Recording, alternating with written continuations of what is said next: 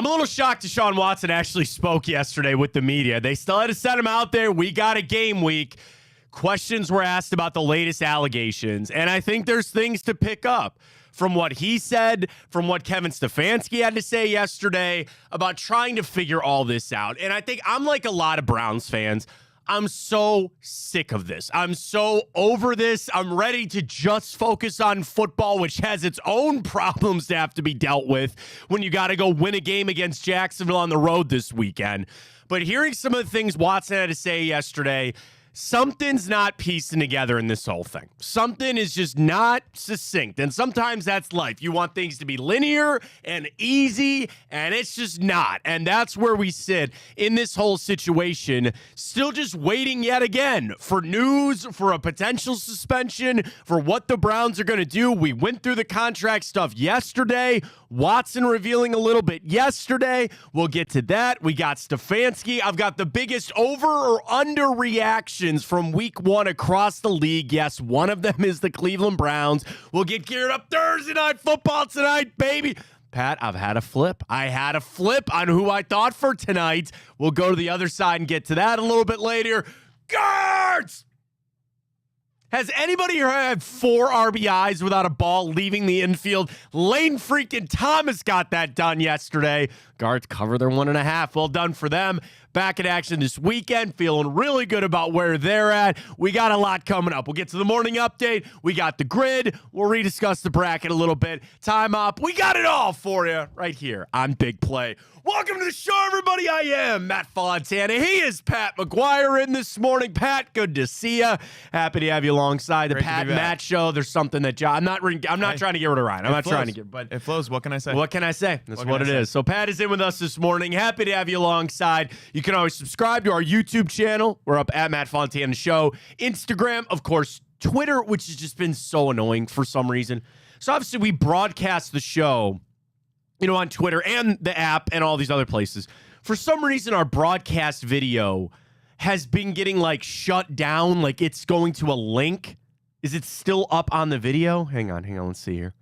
So we're still on the video for now, but some's been up. But anyway, if it ever bugs out, just go over to YouTube, completely free. Download the brand new Big Play app, which is free in the Apple Store, iOS, Roku, all that.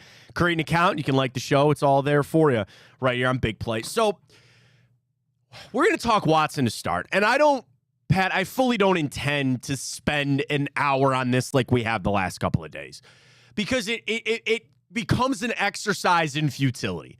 We are bashing our heads against the wall. And to be honest, we are not going to get an answer tomorrow. We're not going to probably get an answer next week.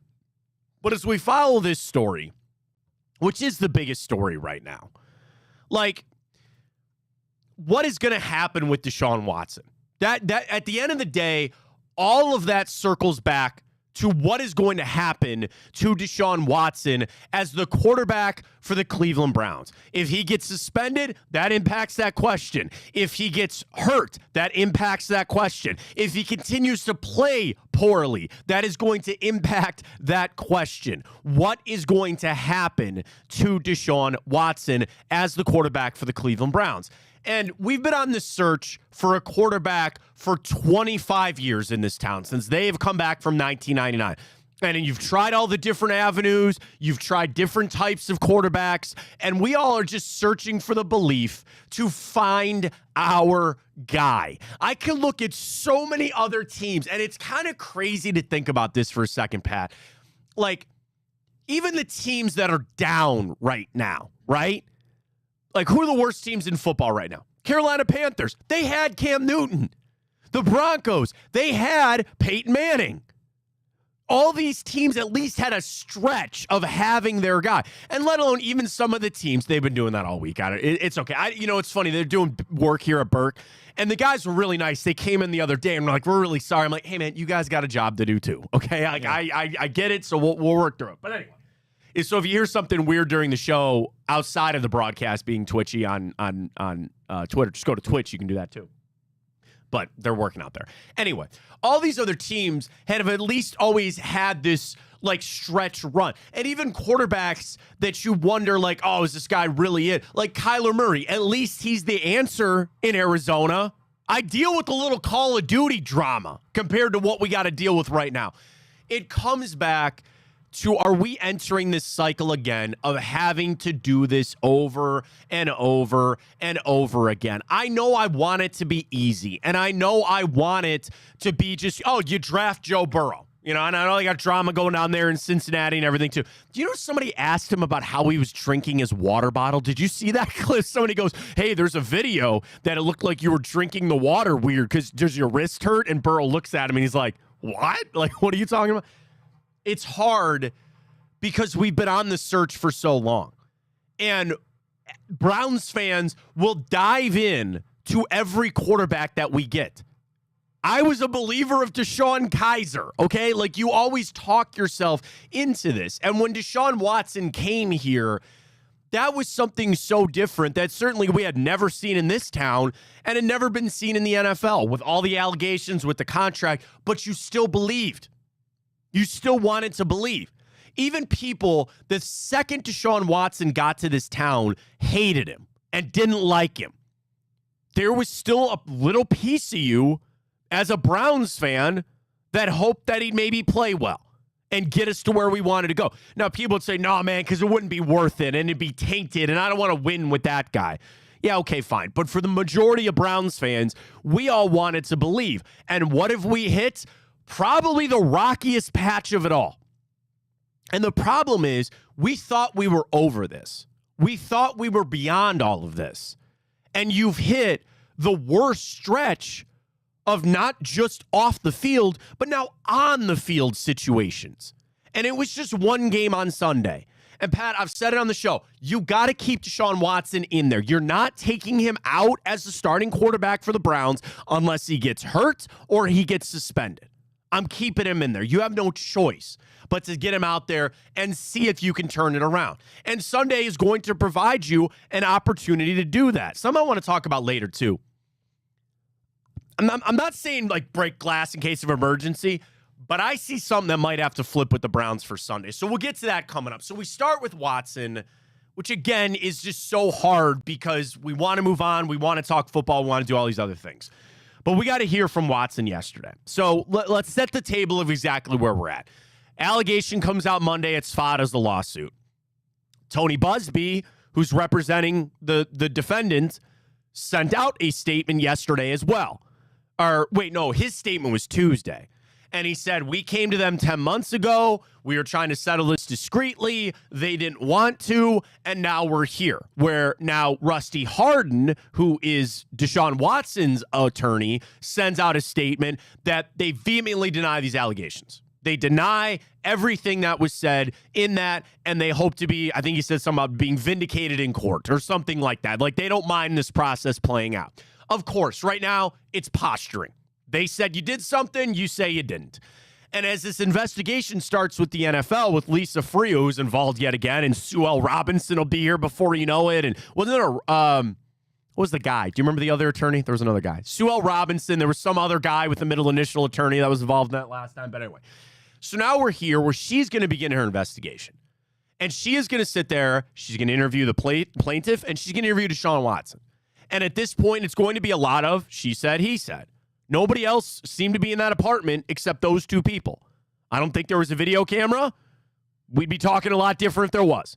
It's what she has said versus what he has said. And they've got to understand try to paint the best picture possible of what happened, right? Of what happened in that apartment that night. What I think is interesting from Deshaun Watson. So yesterday, they tried to shut this down of saying, we're just talking football. And give credit to the media people. They said, we can't do that. These are questions that we have got to ask. The first one, which I think is an important one. Deshaun, were you aware of this allegation prior to Monday and the lawsuit being filed? Here's Deshaun Watson from yesterday. Yeah, I have no idea. I haven't heard anything. I haven't spoke with anybody. So I'm not sure. I'm not aware of that. So that then makes me ask the question, did they try to settle this 10 months ago?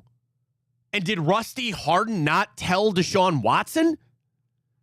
That is the biggest thing for me yesterday that I wonder. Now, Kevin Stefanski said the same thing. He's like, I was not aware of this allegation. Good. Kevin Stefanski needs some plausible deniability in this thing. And to be honest, I'm not telling the Browns how to run things. They need to keep that circle really small on who is actually involved in these, and I say the word intimate, not just necessarily of what alleged to have happened, but I'm talking about keeping this very close. That circle has to be really small of the people in the organization that talked to Watson, that was there when he signed his deal, when all this other kind of stuff happened. Because the more people get involved, the more leaks that you could have on whether or not they knew about this allegation. So that's the biggest thing for me, Pat. And again, I don't know. Nobody knows. Was Deshaun Watson even aware of this 10 months ago when this was alleged? Which, again, we got to take Tony Busby at his word that they filed or they tried to settle 10 months ago. There's a disconnect there that I'm not buying. There's something in this. And obviously, this whole situation sucks. This whole thing is not good. But there's something in there about a divide. If you were a lawyer and there was another allegation against your client, would you not tell your client about this? Because I'm just going to put my lawyer hat on for it. And if I was your lawyer, Pat, you'd be in a lot of trouble, man. I just tell you that. I'm going to put my lawyer hat on here for a second. My cousin Vinny, if you will. If that happened, and there was another allegation that came up, wouldn't you go to Deshaun Watson and go, hey, man, we got another one. Is there merit to this? Do you even know this girl? Would that not even be a question before you go down the path? Or is it that Rusty Hardin asked Deshaun Watson, he goes, is there any else? Is there literally anything else? You would think and he said no. You would think as an attorney they would do that, but I mean, that's putting the faith in Deshaun Watson, to be honest, too. Right, you know, yeah. That's going back all the way to the Texans, too. They had NDAs for every single one of these sort of cases. So, right. I want to take them at their word. I've been trying to take them at their word for a long time, but I just don't believe any single word that comes out of any of their mouths at this point. That's the problem. You can't do it. And it's out in the media. It's out in the public sphere of things it's like the tough thing. We all want this information, but we're not privy to it. It's frankly none of our business. Now, what do I care? I care about my starting quarterback for the Cleveland Browns, and I want to go win a game on Sunday. He's going to play. He's not going to be suspended this weekend. But it's just all this wondering about what was said, what exactly happened, and if they actually ever get to a point that they completely understand what happened in that apartment or not. Next up from Deshaun Watson, the question was this all distracting for you? For Sunday, is this distracting you from getting ready for the game on Sunday? Here's Deshaun Watson. Focus on football. I focus on keeping the main thing, and that's when I walk into this building, focusing on being the best quarterback I can be, on the game plan, and trying to be better than we were last week so we can get a W. I actually believe him on that. I do. Because we all sometimes have to compartmentalize or sometimes even disassociate. You got to set things to the side. You got a job to do. You got to go do this, and you'll deal with it later. I actually do believe Deshaun Watson in that situation. When he can walk into that facility, he can sit down, and I have to focus on football. I know all this stuff is probably swirling with him, but he knows they got to turn things around for Sunday. So I actually do very much believe in him that he can set this aside and get ready to go for the game on Sunday. Final thing from Watson is the question we all want to know. Beyond that. What can you do to fix Sunday? What can you do to not have the same mistakes that happened Sunday happen this weekend? Basically, Deshaun, what do you have to fix for this weekend? Here's Deshaun Watson, courtesy of the Browns. You fix the mistakes. You have to overall. It's all of us. It's not just me. It's not just another player. We all got to be on the same page. A lot of self-inflicted penalties and mistakes that we had, just miscommunication within the route concepts, and just like that. So we just get it on the same page, and keep working. And that's all we can do is keep our, head and eyes focused on the plan that Kevin and Ken is trying to, present to us. And we got to execute that throughout the week so we know it. We can execute that on Sunday. Sounds easy, doesn't it? Here's the plan. To flip off of Watson for everything, and I just want to talk football for a little while now. Pat, I think they need to go into this game and make this an ugly, low scoring. I wish it was raining. I wish there was a monsoon happening in Jacksonville on Sunday. I wish that they could take this game and turn it into an ugly, disgusting game that nobody wants to watch, because I think that's the best chance for the Cleveland Browns to get a win. As I've been talking about where I'm at with Watson from a football standpoint and what I think I need him to do, I've almost been resigned that you cannot look to him to win you football games right now. And you might be saying, then you're not going to win. You look across the league and you say, well, good quarterbacks win you football games, and you need your quarterback to go out there and make plays. Maybe just for Sunday to help get his confidence back, to do something. Take him out almost and say, we're throwing bubble screens. We're going to run the ball 50 times. Now, Nick Chubb's not back there. That's the hardest thing. You're going to look to Jerome Ford and Pierre Strong and Deontay Foreman, and you're going to look more probably on the defense. And you're going to say, we are going to try to make this a ball control type of game, and we're going to make it ugly. And if we got to win 10-7, if we got to kick 6 field goals like Jake Moody or Chris Boswell had to do this past weekend for their teams to get a win, whatever that has to be, that's what we're going to have to do to just get a win this Sunday. And you talk about the progression of what you want to see with Deshaun Watson. Every single week, you'd like to see a step forward and him get a little better and him get a little better. Pat, I almost got to set that aside now, too. This is now a must-win game. And I don't know if you want to ask this question today on the show. You can do it at Matt Fontana Show. Do you believe Sunday's a must-win game for the Cleveland Browns? I do. You're an AFC opponent, a team you're probably going to be fighting for a wild card bid with, and also the mental state of your team, how you feel about your team, all of that goes into Sunday. And you are facing a team that I do think is beatable. I do think is very beatable. Now, they took Miami down to the stretch there, and of course, the Dolphins were dealing with a lot of their own stuff on Sunday, and they had that game. Travis Etienne fumbles. Okay, fine. They're going to be coming in good and pissed off because they know they let one slip away against a division opponent. It's their home opener. I'm not saying this is going to be easy, but it's almost back to the past eras of Browns football. I got to drag these teams down with me. We are not up where the Jags are. Now, it's not quite the gap between us and the Dallas Cowboys. But what you got to do is close that gap by dragging them down into hell with you and making this a ball control, time of possession type of game. Now, the issue is on Sunday with Dallas, how did we get into the bad situations that we got into, right? Where we had 1 first down in the first half. It's because they were throwing Watson too much. It's because he couldn't complete passes down the field. And when you're throwing on first down and you're incomplete, now you're already behind the sticks. Like, you can't just line up and tell Jacksonville, we're going to run the football every single first down or every single second down. But I'm going to ask Kevin Stefanski and probably even more Ken Dorsey to say that this is the type of game that we need to make it. And I think about Dorsey on that too. You know, he has experience even before he got canned about Josh Allen having to do everything himself. Now, I'm talking about the opposite, where I don't need Deshaun Watson to do everything. Pat, I'm saying I don't mind design runs for Deshaun Watson at this point. If we've got to turn this back into 1955 football, running the ball, playing defense, but like Watson said, you can't have penalties. You cannot have mistakes. On the short little routes that you're running, the option routes, you've got to be crisp on that. And I'm going to ask them to flip that all for this week going in. It's going to be a hard ask.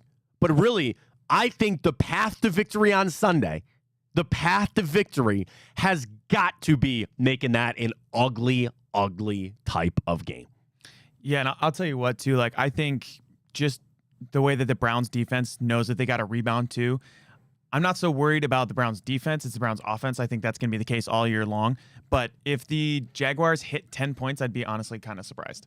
Because maybe that's a hot take, but I think they underplayed how good this Browns defense is because they were on the field so much on Sunday against the Cowboys. But Jaguars don't really scare me that much. Miami's defense is they're all right. They've got a lot of flashy players, I would say, but I don't know that the Miami is nearly as physical as us, but I don't know. I think you're right. Low scoring, 17-10, something along those lines. That's the best way. And the thing is, you're going to ask Deshaun Watson, he's still going to have to make some throws. He's still going to have to make some plays out there for you. But I just wonder, are the Browns going to approach this same way that I'm viewing it? Because the other side could be, Pat, we're going to continue to do what we want to do in an effort to evaluate Deshaun Watson. Now, I'm not trying to wish away wins for the sake of evaluating Deshaun Watson. That's not what I'm talking about. But the Browns have a game plan. And I'm assuming what we saw last Sunday against Dallas was their game plan that was poorly executed, and you got smoked. Okay. Then you come back to the players and you say, well, we got to execute this better. And obviously it all falls on Deshaun Watson. The other thing that I don't think people are giving as much credit to, and I don't know if they should. So maybe, Pat, you're going to be the barometer for me on this. I don't know how much people should give credit to this or not. But Deshaun Watson got in there. Their best drive was in the third quarter.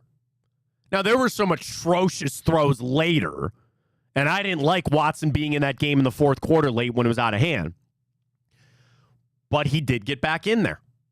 He got in the flow. He certainly felt pressure. He had Micah Parsons' hand in his face most of the game. There's something to be said that he can build off of that. He got back on the saddle. He got back in there to see what it felt like. There should inherently be an improvement from that, right?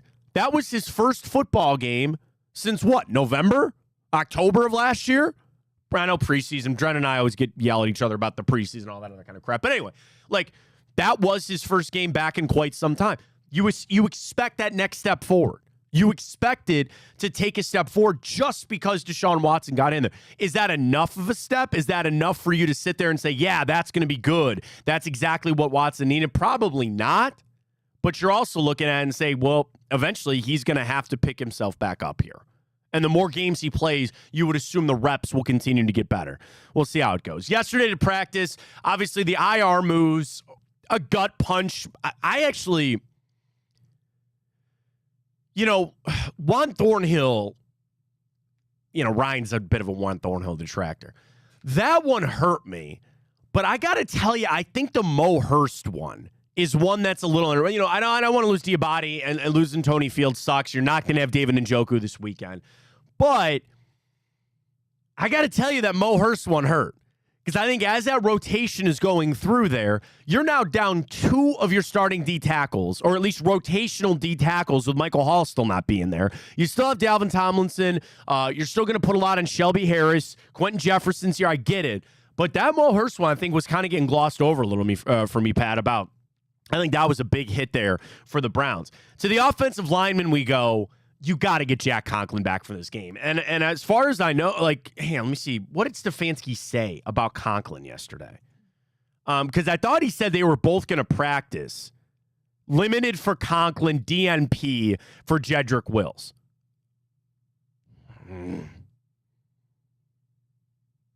Are you going to go back to James Hudson, man? It's going to be James Hudson. And now, I know Josh Hines-Allen is not Micah Parsons, but I wanted Conklin back in there just to get a little confidence back for Deshaun Watson. And that's tough, man.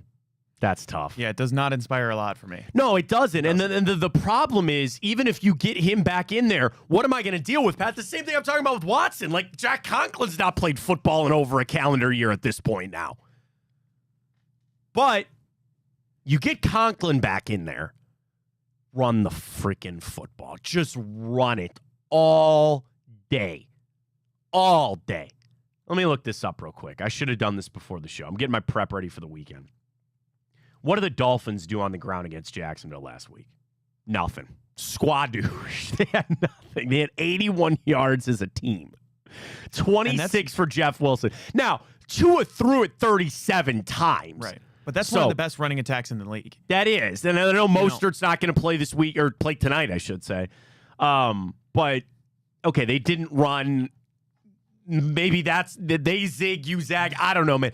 This might have to be a run until you can't run anymore, and then you get it figured out from there and make it the ugly game that we're talking about here. The other thing about Conklin being there, you would feel better about just, I know there's something about pass set and you want to get comfortable with that. Can't you just line him up and say, just beat the hell out of that guy in front of you? Jack Conklin's that good, right? Like, he's a right tackle mentality. Put him over there on the left and just say, we're going to run the ball as much as we can. They're going to run, they could stop you, and then you'd be in a real pickle. But I'm looking at that for Sunday to make it that type of game. So we'll have to see. Again, today's going to be an important day again on the practice for the offensive line. We'll see. But really, other than that, you're set. You're without David Njoku. There's really no other. Although, man, did you see that injury report yesterday? That looked like a Week 16 injury report. There was like 12 guys on that injury report. Somebody out there is going to bitch about preseason. It looked like those inactive lists from the preseason. I know, right? It's like, nope. 36 names down the list. Hang on, let me get this for you, because that list was... That was hilarious. It was an expansive... Are you ready? Yeah. Joel Bitonio, limited with an elbow. I'm just going to run through names. These were just on the injury report. Bitonio, Conklin, Miles Harden, Nick Harris, Charlie Hewlett, Jerry Jeudy, David Njoku, Jeremiah Owusu-Koramoah, Dalvin Tomlinson, Denzel Ward, Jed Wills, and Alex Wright. 12 guys. 12. You know how many were on there for Jacksonville? 3. 3. That's the thing that blows me away, too. When they want to list 12 names on the injury report, there's a 53-man roster. I know. A fifth of your team is on this. A fifth of your team. You don't even think about that, really. They're like, oh, yeah, they're real banged up or whatever. That is 20% of your team. Now, the ones that aren't shocking, your DNPs did not practice were Wills, Njoku, and Harden. Okay, if everybody else was either limited or full, and it's a Wednesday practice, like, I'm not worried about Jeremiah Owusu-Koramoah. He's a full participant at hand. You know how the injury report goes. If they report something, they got to put it on there. But that, I saw like, dude, that looks like Week 16. That looks like when you're coming down the stretch and every player's just hampered with something and dealing with something that you fight on through. But they should be good to go. I guess, again, a sign of positive. You know what to expect. Do I want David Njoku out there? Absolutely. Beyond that, you kind of know where you stand with everybody else, and we'll get it figured out. Flip over to the guards. I'm excited to do this in a minute here from NFL.com. 10 overreactions from week 1. And Kevin Patra ran through all of them and decided, is this true, basically true or false? We're gonna play true false. I hate we do fact or fiction, I guess. Like, overreaction or not? Like, is this a bad omen or not? We'll do that coming up with his 10. But the guards, dude, okay, the White Sox actually fought in a couple of those games. And you found ways to get wins. You got it done. You get your off day today. And now, Pat, 2 of the best words in baseball that we can discuss. Magic numbers. Let's go. Oh, I thought you were pointing to it. I thought you had it up or something. Here we go. Magic numbers to clinch playoffs. Come on, guards. To not only win the division, all of that. Here we are. This is a beautiful time of the year for us. You have 7. Magic number of 7. Whew. Now, the fun thing is, and everybody who doesn't know a magic number, what a magic number in baseball is this. You have this number of 7. Shout out to Jensen. You guys see him Monday on Big Play, Cleveland show. He had all these numbers. This number reduces to 0 to clinch this particular outcome. This works not only if you win, but if somebody else loses. So now you can watch the little scoreboard up there and root against some of these other teams. So we start with just a playoff spot. Your magic number is 7. You need Detroit, the Red Sox, and I'm assuming the Rangers, I think, to lose. That's the ones that Jensen listed. So 7. And I'm assuming the Guardians will get 7 more wins on their own. We're in the playoffs. They better. To clinch a top 2 seed, 11. And he's got Houston listed for that, to stay away from them. But the biggest one is a 12-game magic number, Royals Twins. Now, we're all off today. I'm talking about the Royals, the Twins, and us. It's Thursday. Usually it's off days, travel days, all that. And thank God they're coming back home. That was a long road trip there for the Guards. They come on home. They don't have any more long trips the rest of the year, and we can finish it out. You're on 12. And that is the biggest one, not only because that'll clinch you that top 2 seed that Jensen's talking about. It's you got to win the Central. I don't think you're going to get caught as a wild card team as far as like the West coming up to take the 2 seed. It's you're going to get caught by your own division. You're going to get caught by the Twins or the Royals. So the fact that we're down to that, which is great, the fact that they swept out against the White Sox, which I said going into that series, I went in low. I was like, just give me 2 out of 3. And that wasn't me being worried. That wasn't me being scared. It's just that's how baseball goes. And I didn't think that they were going to pull that out yesterday. Now, my bets would tell you otherwise, and that nice job there, Guards. They needed that extra run late. God, I love it. Feels so good. But they sweep it out, which is like, I'm going to tell you, I thought yesterday was like a bonus. I really thought that was like a little bonus because I thought they were going to maybe choke that one away. You get it done. You're worried about Lively. All good. Doesn't matter. Starting pitch is going to be still a thing. The biggest thing, Pat, for that series, and what I'm going to watch a lot as they get back in action tomorrow and they move on forward, here's this. Do you think the bats have woken up? Do you feel like the Guardians' bats have woken back up? Because you got done with that Dodgers series where you only scored 5 runs in 3 games and you got shut out. You then put up 5, 5, and 6, but it was against the White Sox. You didn't face Crochet. You didn't face any of their good. I mean, not that they have many good pitchers anymore at this point. I feel bad for the White Sox, but whatever. Do you feel like the bats woke up a little bit? And that series, I think, can help of just go beat the shit out of somebody. Get back. Get Lane Thomas feeling good about getting back on base. Get some base knocks for some of these other guys to start to feel good and remember what it's like to have the approach that you need at the plate, to feel good as you start off this very important series. I'll take the little victories when I can. Stephen Kwan had 2 hits yesterday. I'm going to look this up because I don't mean to talk crap. Oh, wait a minute. We got the Rays tonight. Yeah, we got the Rays Fox. tonight. On Fox. Oh, I thought we were off. I thought we started their series. I thought it was going to be 3 games. I thought it was 3 games too. We're up tonight against the Rays. All right, now we got Rays bets to go. Let's go. Stephen Kwan. Dude. It's the 12th of September. Do you know the last 2-hit games Stephen Kwan had? August 30th. Wow. August 30th. Think of how many 3-hit games he had, too. Down to 2.9. It was 288 before yesterday. Dude, that fall off has been tough. See, that's the thing for me, Matt, is I'm not ready to say that the bats are back until Stephen Kwan up at the top of the lineup gets back. Yeah. I think Andres Jimenez, Lane Thomas, those guys getting it going is critical if you want to go far. But I don't know, man. It has to be the top of the lineup. Josh Naylor is all feast or famine, in my opinion. It's been more feast lately, which is great. But until you can get Stephen Kwan really going and humming like he was back in, May, April, whatever it was. Dude, I mean, you don't even know where I was just going. You ready for this? You ready to go? Let's go month by month. Month of April, he batted .350. Month of May, which was only 5 games because he got hurt, he batted .471. He came out in June. He bat .374 for the month. July, .250. August, .207. This month, he's batting .147. That's unbelievable. Is it time for an awkward conversation? Because of putting Lane Thomas in as your leadoff guy. I was going to say the same thing. And now again, he's been up at the top of the lineup all season. I'm right. And we brought Lane Thomas here to fix the 2-hole. Right. And I'm not ready to sit there and just say after a couple of, hey, I ain't taking anything away, man. He had 4 RBIs yesterday and some infield hits. Fine. Are we ready to just turn this over and say this has got to, maybe that can help Kwan? It's so hard in baseball because when you have guys that are your everyday guys and they show up and they know most days I'm playing there and I'm batting here. Jose Ramirez shows up to the ballpark every day. He is batting third, playing third. Josh Naylor, I'm at first or DHing and I'm in the 4-hole, right? They just know that. To go and send that message to your guys to say, we're going to make this big change? Because here's the crazy thing about Lane Thomas, okay? This month, he's batting .405.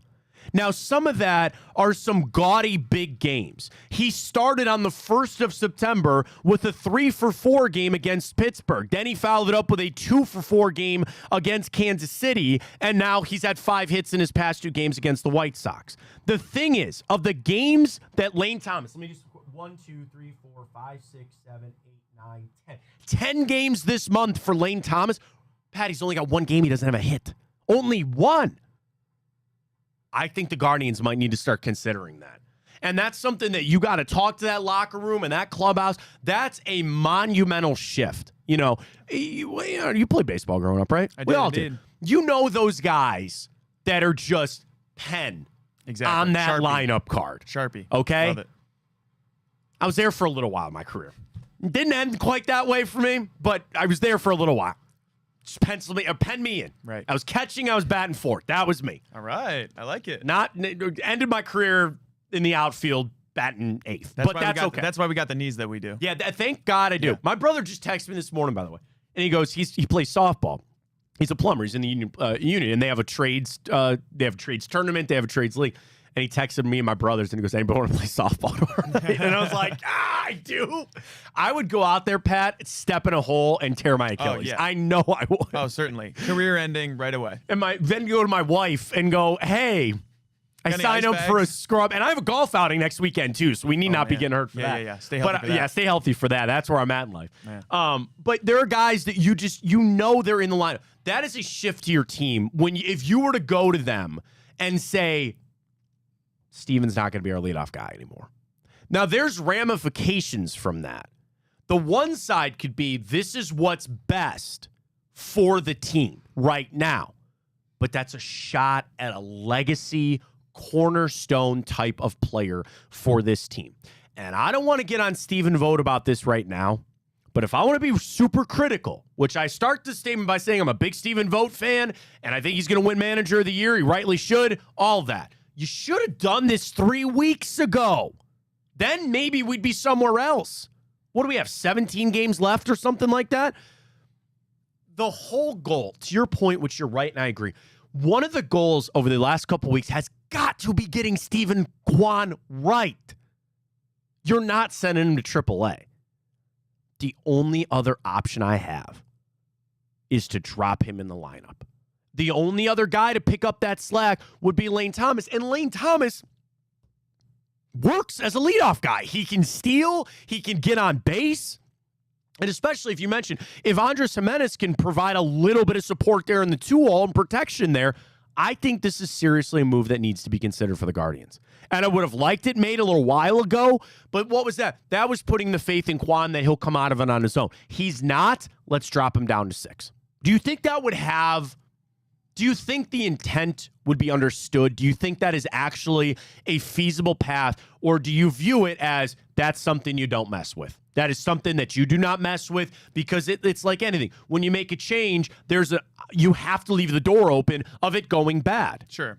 And I think the important part is, do you think Steven Vogt has the cojones to do it? That's another damn good question. The other part of it, though, is Lane Thomas batting right-handed. We're so left-handed heavy. I know we've got a lot of switch hitters and stuff, but I think the built-in excuse is that you want a right-handed bat lower down in the lineup. True. Yeah, that's a good point, I don't necessarily buy it, though, because when you get down 7, 8, 9, I mean, when you go back up to the top, you're going to have 3 straight right-handed hitters anyway, really. So I don't really know that I buy that so much, but I think you kind of just have to stick Steven Kwan there. Yeah. But that's such a tough spot for a rookie manager. I know he's a former player. I know all this other stuff, but it's your first year to make a tough decision like that would be really difficult. Absolutely. Mike tweets, and I love you, Mike. He goes, this isn't a shot at you, Matt. The bats are back. You're joking, right? And I get it. It was the White Sox. It was like JV varsity. Okay, I get it.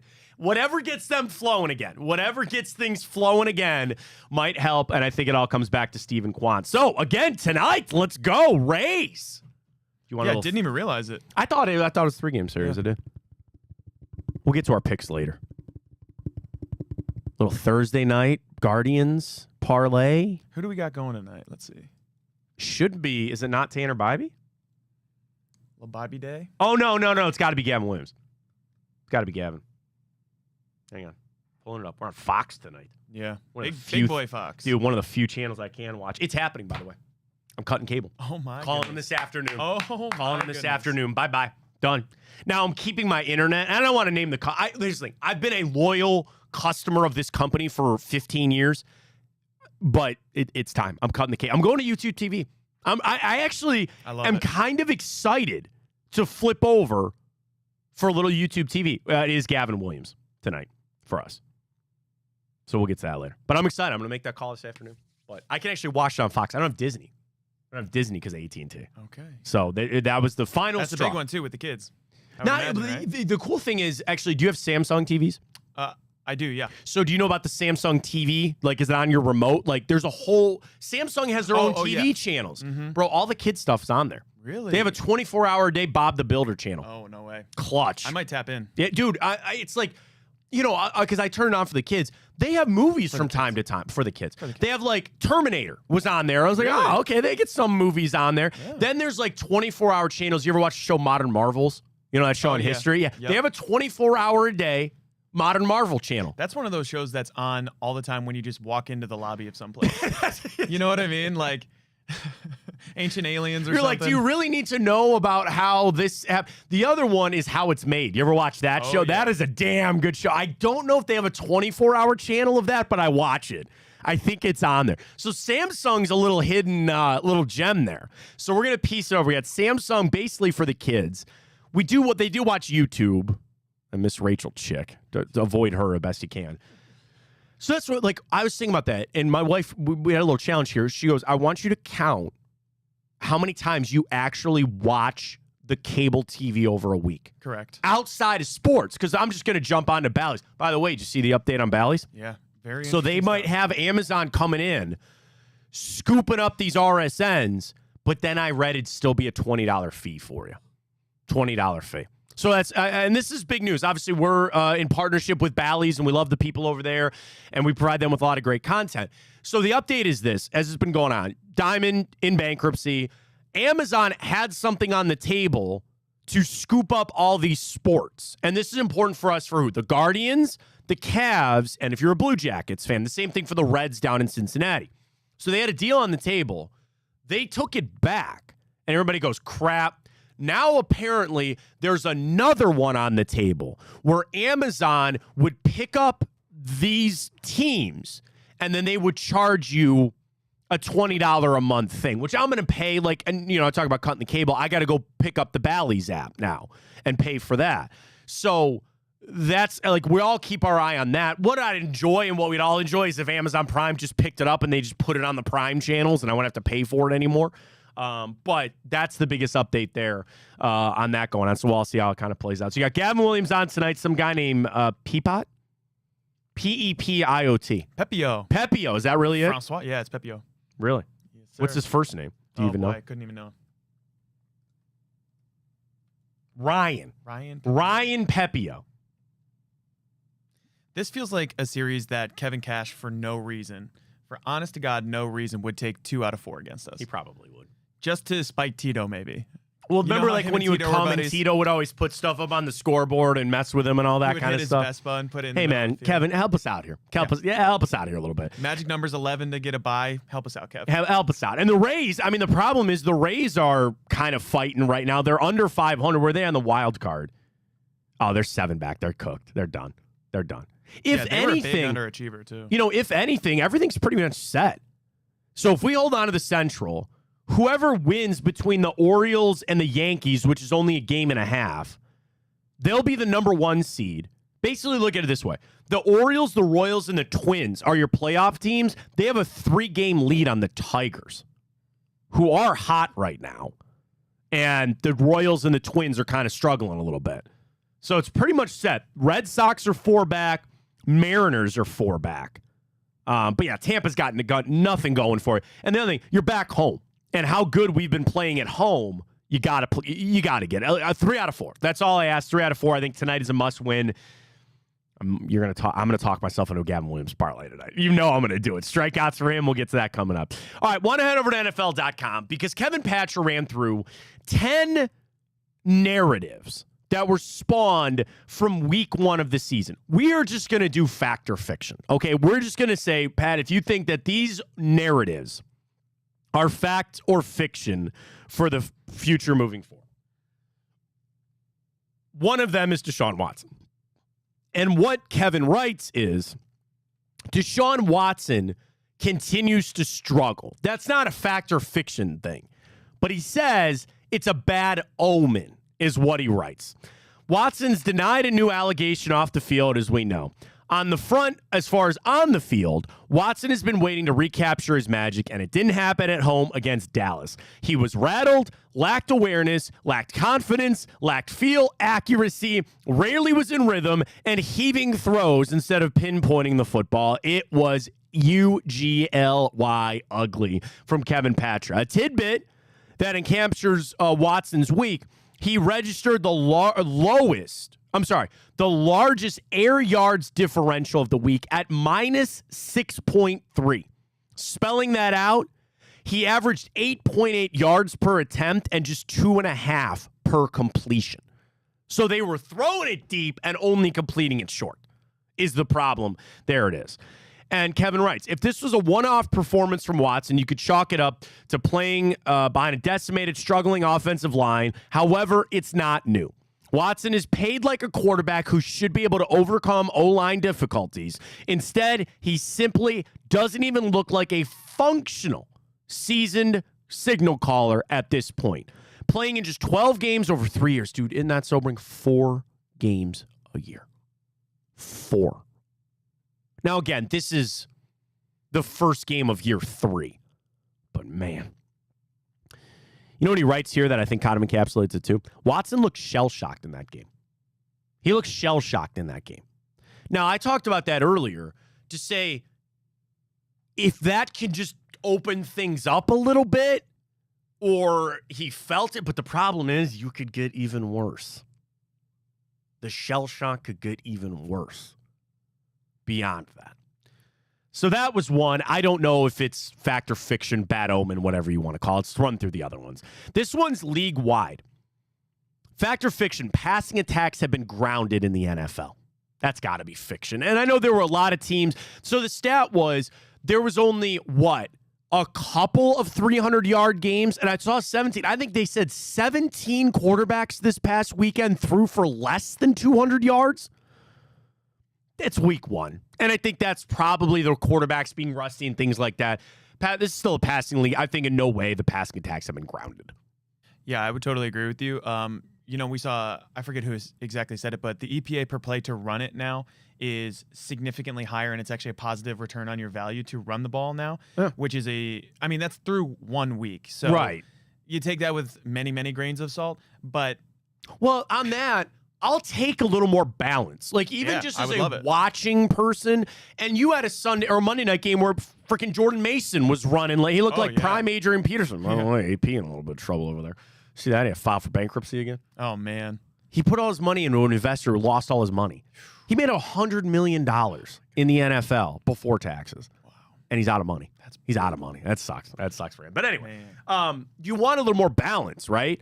But that also then would help the Cleveland Browns. If you got a struggling Deshaun Watson, and again, I know it's not Nick Chubb, but you still would look at it and say a little more balance would be good. Speaking of the running backs, fact or fiction, Derrick Henry looks washed in Baltimore. I'm not ready to say it. Okay.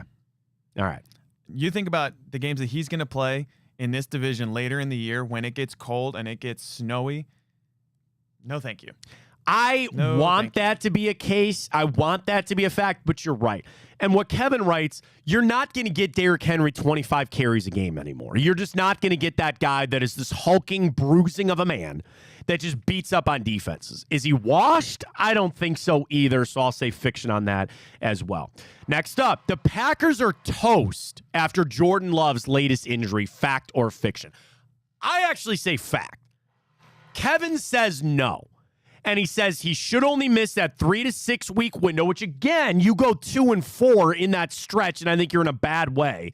The fact that they lost the game that he got hurt in, I actually do think they're very much toast. I think they're in a lot of trouble there with him being out this amount of time. Kevin Patrick says no. Pat, what do you say? Fact or fiction? Packers are toast after Jordan Love's injury. I think it's fact also. I am just not a Jordan Love believer personally. Excuse me. But, I think the reason for Jordan Love, in my opinion, that I'm not so much of a believer is he does all these backheel throws that Patrick Mahomes can complete. Yeah. And I know that he's got great arm strength. I understand that. However, people are anointing him their third straight franchise quarterback for the Packers. You go Favre to Rodgers to Love. I'm just not ready to buy into that. So I'm buying what he's saying right here. All right, next up, rookie quarterbacks can't play. And I know it's one game, and Kevin writes that. He says that is an overreaction. Listen, Caleb Williams had issues and missed throws. Jaden Daniels was the best, and he had to run a little bit. Bo Nix, not a great start. Fact or fiction? I guess just the overall, not even fact or fiction. I think we'd all say that's fiction. I think some of these guys can play, but the rookie debut is not exactly what you thought it was going to be. I think the shockingest rookie debut was Marvin Harrison. And there were people that sent a tweet out like, oh, look at Amon-Ra St. Brown's first game. Look at Devontae Adams' first game. You can't read into that. That of all the rookies, I got to tell you, I think Marvin Harrison's was the most shocking to me. I think these quarterbacks are, I really think those three, I think Caleb Williams, Jaden Daniels, and Bo Nix, I think are going to be pretty damn good. Who knows about J.J. McCarthy? Obviously, he's going to be out the whole year. I like all three of those guys. I think they'll be pretty good. Yeah, I think so too. And going with those wide receivers that you mentioned too, I mean, Amon-Ra and Devontae Adams weren't anointed the way that Marvin Harrison Jr. Sure, was. that guy's got a lot on him. Yeah. People, in a different year, he's number one overall without even a question. And I think he was great in college. Yeah, he got double teamed and everything like that. But I didn't think he was, he didn't have those games that Jackson Smith and Jigba had in the Rose Bowl. Sure. So I guess I wasn't as high on him coming out of the draft. I mean, I still think he would have been an easy number one overall pick. However, these rookies, I think it's just going to take a little time. Talking kind of back about how, the passing attacks weren't great. That goes with the rookies too. Yeah. If you're going to say it's not an overreaction that passing game is down, you have to apply that to the rookies too. So it's going to be kind of an interesting situation going forward. Fact or fiction, Kirk Cousins doesn't look healthy. Well, that's indisputable. It's a fact. It's a fact. And that's Kevin writes that too. He says Raheem Morris downplayed it. He doesn't look right. No. And they have to play him. I understand that. That's not something where you could put Penix in there for a couple of weeks and hope that Kirk Cousins will get better. Aaron Rodgers looked fine. Exactly. Aaron Rodgers looked fine. Now, their injuries were months apart too, but Kirk Cousins didn't look good, and that might be changed. I mean, again, I picked Tampa to win the South anyway, but I feel a little bit better about that after seeing Kirk Cousins week one. I wouldn't be feeling good if I was a Falcons fan. Not at all. How long would it take, do you think, for that draft pick of Michael Penix to be vindicated, though? Would it, if he plays this year, is that a win for the Falcons PR-wise? I mean, you want Kirk Cousins to play the whole season, obviously, but if he's just can't come back from it and Michael Penix plays, do you think that redeems the Falcons a little bit? What do you think? Here's what I think they do. You're all in on Kirk Cousins this season, no matter what. And you just say that we drafted Michael Penix for 2025. Can I tell you an article I clicked on this week, Pat? What you got? It was the Browns getting Kirk Cousins after this season. Oh, my God. And what a twist of, like, Watson was supposed to go to Atlanta, and then Kirk made his way. I've talked about this before. Do you ever have players across any league that you just have a magnetic feel that they will eventually make their way to your team? Oh, certainly. I had that with Jadeveon Clowney. I don't know why, but there was something in my head that always said he was going to find his way to Cleveland. I had that with Jimmy Garoppolo for a little while. Can I tell you, I have the same thing with Kirk Cousins. I just feel like there is this meteoric path that he will eventually find his way to the Cleveland Browns. I don't know why. I have no idea. Connection. It's the Stefanski connection. That's all it is, Something's there. So the idea behind the Falcons is he plays this year. Now, what they need him to do is look healthy, play well, so they could get more back in the trade. And you'd be sitting there and saying, oh, my God, Kirk Cousins signed this massive contract and all that other kind of stuff. One of the things I was reading was that actually would help the Browns, because then they could redo, because it's a short deal, redo it, spread that money on out. And again, that all comes back to they'd have to move on from Watson. It'd be a post-1 cut. You'd still have to give up more draft picks for Kirk Cousins. Just on that aside, you're actually in a good spot where there's not a lot of teams clamoring for a quarterback this offseason. You think you're going to have a list of maybe 2 or 3. And again, you would think that maybe Kirk will be available. Dak's now off that list, which is good. I think, actually, and I said this earlier this week when Dak's on the deal, him signing that deal in Dallas actually, I think, really helps Cleveland Browns. I really, if if we get to a point that after this season we're moving on from Deshaun Watson, him staying in Dallas actually helps you a lot, I think, because now they don't need another quarterback, right? Yep. But, yeah, Cousins doesn't look good. He does not look healthy, and I just had to bring it up because I read that asinine article about how trying to go get him, but whatever. All right, finishing this up, fact or fiction of the week. Justin Herbert is nothing but a game manager right now. Fact or fiction. He just handed the ball off all the time this past weekend, but they got to win, right? Against a bad team, against a really bad team. To call him the game manager is difficult because it's more of a coaching decision, don't you think? Now, that's exactly what Kevin goes to. In his 4 seasons in San Francisco, Jim Harbaugh never had a 3,500-yard passing quarterback, and his teams finished 29th or worse in pass attempts every 4 years. Wow. All 4 years. And he had Alex Smith, and he had Colin Kaepernick. Now, the difference is Kaepernick was a really good running quarterback. You didn't need to throw it all that time. Do you wonder if they're just going to turn Justin Herbert into a turn and hand the football off kind of guy? That's a ballsy move to make with a quarterback that's paid up like Justin Herbert. I don't see that happen. I think that's fiction. I think it's fiction too, but then you look at the wide receivers that they've got. You know, their wide receiver core, like their Quentin running Johnston. Their running backs Josh are Palmer. the reason that they they don't would have be running. Right, they got rid of Austin Eckler. Who's going to run the freaking... J.K. Dobbins looked J.K. Dobbins looked really good, but he also ran out of gas at the end of some of those runs. Like, he doesn't have the breakaway speed, which you would imagine. He's got less than one leg, it seems like. But Justin Herbert is still, I think... He's too good to just be a game manager. I would agree. He's got too much talent. He's too tough for it. I just don't see that. I would agree. All right, final 2 wrapping. I'm not necessarily fact or fiction, but the Jets defense has issues. Kevin says that's a bad omen. He thinks they do have some problems there. With the Jets, you went against the best offense in football. You know what I mean? And Sauce had some nice plays. I think it's everybody else. You know, C.J. Mosley, got hurt. Quentin Williams. Of course, Hassan Reddick, who Kevin writes, he thinks actually Hassan Reddick gained some leverage. I'm watching them play on Sunday because now he's sitting there going, I believe me back now? Going to give me back? We'll see. And the final thing is a Will Levis write-up that I really don't care about. I don't think he's very good. All right, there's your overreactions, fact or fiction from week 1. Hour 2 upon us coming up. We got the morning update. I don't know if you've got it. I know you're working on it. Oh, yeah. Do you have the Rory McIlroy stuff? Can you add that? Stuff, yeah. Yeah, he spoke. The Irish Open's coming up. And this Saudi PGA Tour thing, which they met on 9/11, which is a bad look. But he says that this match coming up between he and Scheffler, Brooks, and Bryson is not meant to try to close the gap. Sure. I don't think he's being truthful on that. So we'll get to that morning update. Pat's got all the stories that we'll get to on that. Plenty of things. We're on football Thursday night tonight. We got a little Guardians. We'll get it all with our bets, time up, and the grid all coming your way. Folks, Big Play. We're everywhere that you need. It's bigplay.com. I got a merch drop coming my way, Pat, which I'm excited about. You can always check out all of our great merch there from Cody, and you can get all of our shows, bigplay.com, or just check out the brand new app. You know the cool thing that I love about the app? Right there. You can sign in, as I just did. And you can like our show, like Bobby Carpenter's show, Greg, and all of it, right? All the interviews are there. But the coolest thing is right there, I open the app, you get a 24-hour stream. Right now, hey, that's me with Drennan yesterday. 24-hour stream right there on the app. Interview, Jordan Schultz, our interview with Warren Sharp, which was great. And the cool thing is, you can just like individual shows, like individual interviews. So Drennan from 9:30 to 10:30, then the Big Play Cleveland show, then Enter the Jungle, then the Big Play Cleveland show again, then The Return, then us. It's all there, just streaming live right in the app, just running right through.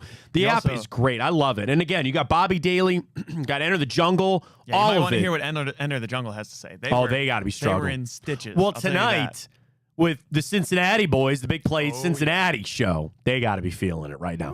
It's all there, folks. Check it out. You can also just subscribe to our YouTube channel. We're up on Twitter, X, all of it across the board with us right here at Big Play. And yeah, I think I'm going to tune in the Bengalorian guys. We got to get our bet rolling with them. I'm going to play Cincinnati for like 2 months, though. But Guardians play the Reds. Is that next week? That is later in the month. Later in the month. 23rd, I want to say. Okay. So I got to redeem myself. I had to go win. I had to go eat Skyline. Not a Skyline guy? No. Yeah. It's the first time I ever had it. Okay. Way too much cheese. Yeah. Way too much cheese. And the thing that I was going to be critical about was the chili. I love chili. Really? Oh, I love chili. And the chili just didn't hit for me. I get the noodle. The noodles are noodles. Who cares about noodles, right? The chili wasn't really where I was feeling it. Where I was feeling it. The cheese conies, to me, the cheese conies are what those I are the go for. dogs, right? Yeah, the little mini hot dogs. Yeah. Unbelievable. Yeah. But my thing, Matt, tap in Panera chili. You ever been on that no! one? What are we Dude, talking about give here? that one a I'm go. intrigued, really. Yeah, give that one a go. I did not expect it to be good. Very good. All right, let me ask you this. GOAT fast food chili. Oh, jeez. Oh, wow. Well, I guess I I see. I only having have gone one. to college in Cincinnati at Xavier, I'll have to go Skyline, unfortunately, because Gold Star does not compare. I Never don't know. had it. Never. Yeah, it's not. If you're going to get that type of chili, just go to Skyline, just to say that you've been able to go to Skyline. Sure. But Wendy's chili is GOAT. very good. Wendy's My mom swears by it. Wendy's is goated. Yeah, that is with the absolutely it. crackers, Yeah. a little Salt Bay action like that. Oh yeah, a little. It depends on the chili to put some sour cream. And I'm talking about the Wendy's. Yeah. We make chili at home, and I'll make a mean turkey chili. Oh, yeah. I don't mind. Ground beef chili is where it's at. I'll make a mean turkey chili. Yeah, man. Bro, you put a little dollop of that sour cream on there. You and I are the same mind though. You got to get the crackers. The saltine, just crunch them up. Yep. I want it all mixed in there. I want all my cheese in there. Cheese is melting. Tis chili season, man. Tis chili season. A little life hack too for that. A little Fritos too. You ever done Fritos? Oh in yeah, there? yeah. Oh, That's yeah, good. Yeah. Now I just want a walking taco. You're at a walking taco. I love it. We did it for my brother-in-law's, I think, 35th birthday, which was a lot of fun. We did a walking taco bar. Wow. And you sit there and you go, you can go Doritos, but the Fritos are the GOAT walking taco. You wouldn't think it, but You yeah. wouldn't. But it's just a little like the saltiness of the Fritos. They got a little spice on there too. That's where it's at, man. God, go for some chili right That's now. free game. Yeah. We're putting people on. I know. It's where we're at. News for tonight. We might want to run and get the Bills right now. Devon Achane dealing with an ankle sprain. He's going to work out.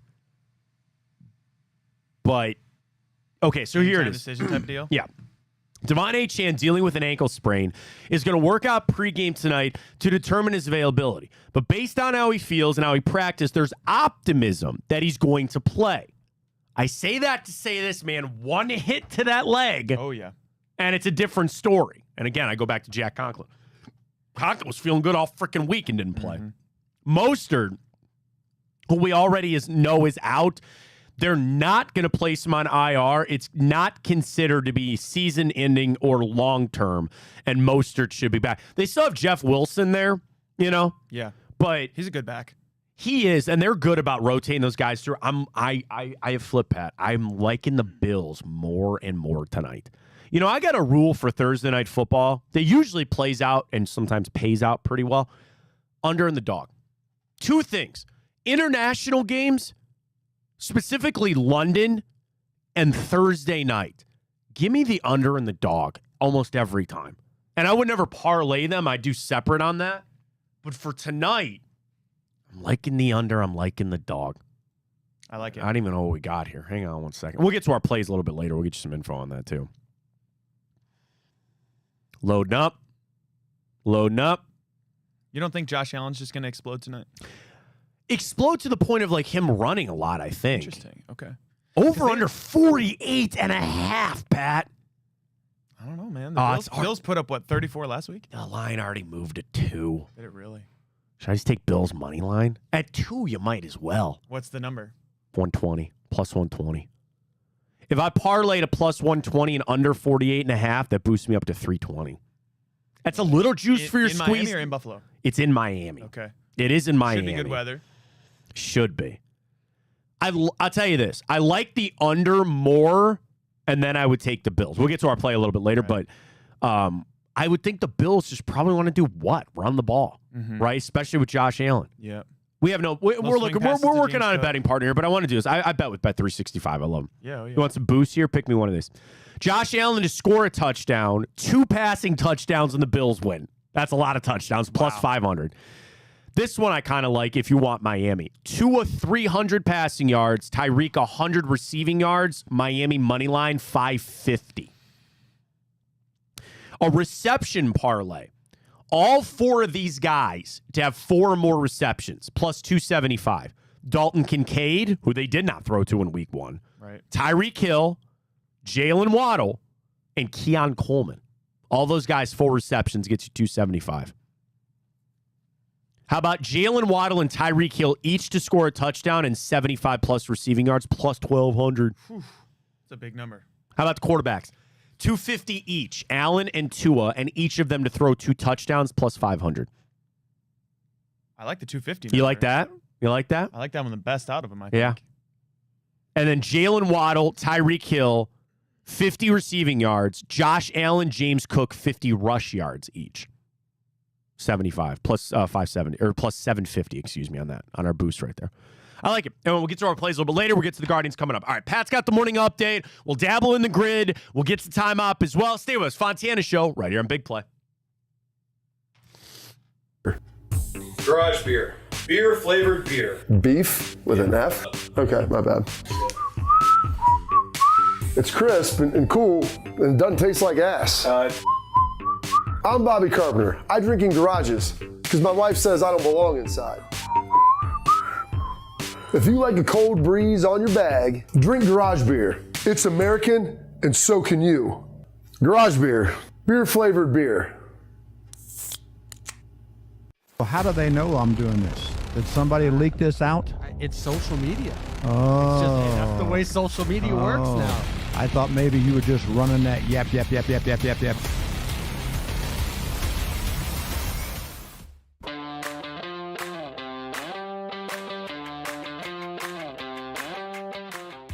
I'm just dying at you right now. Why? Because I can't believe you had the nerve to bring up the NFL Top 100 when you're the one that was okay with it. Of the two of us, you were the one that was okay with him being ranked darn near 40th. In the context of what happened in November of 23. That's what I said. Nope. Doesn't matter. We're back. We're back, James. We're back. So now this is what needs to happen next. That's it. Doesn't change. That doesn't change my opinion. You can roll that clip. I don't care. I stand by what I said then in that context. This is different. I'm looking ahead. Jeez.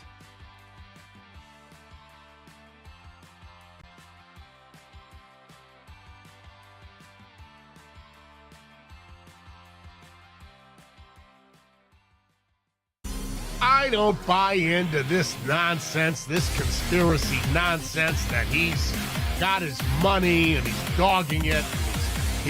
That's ridiculous.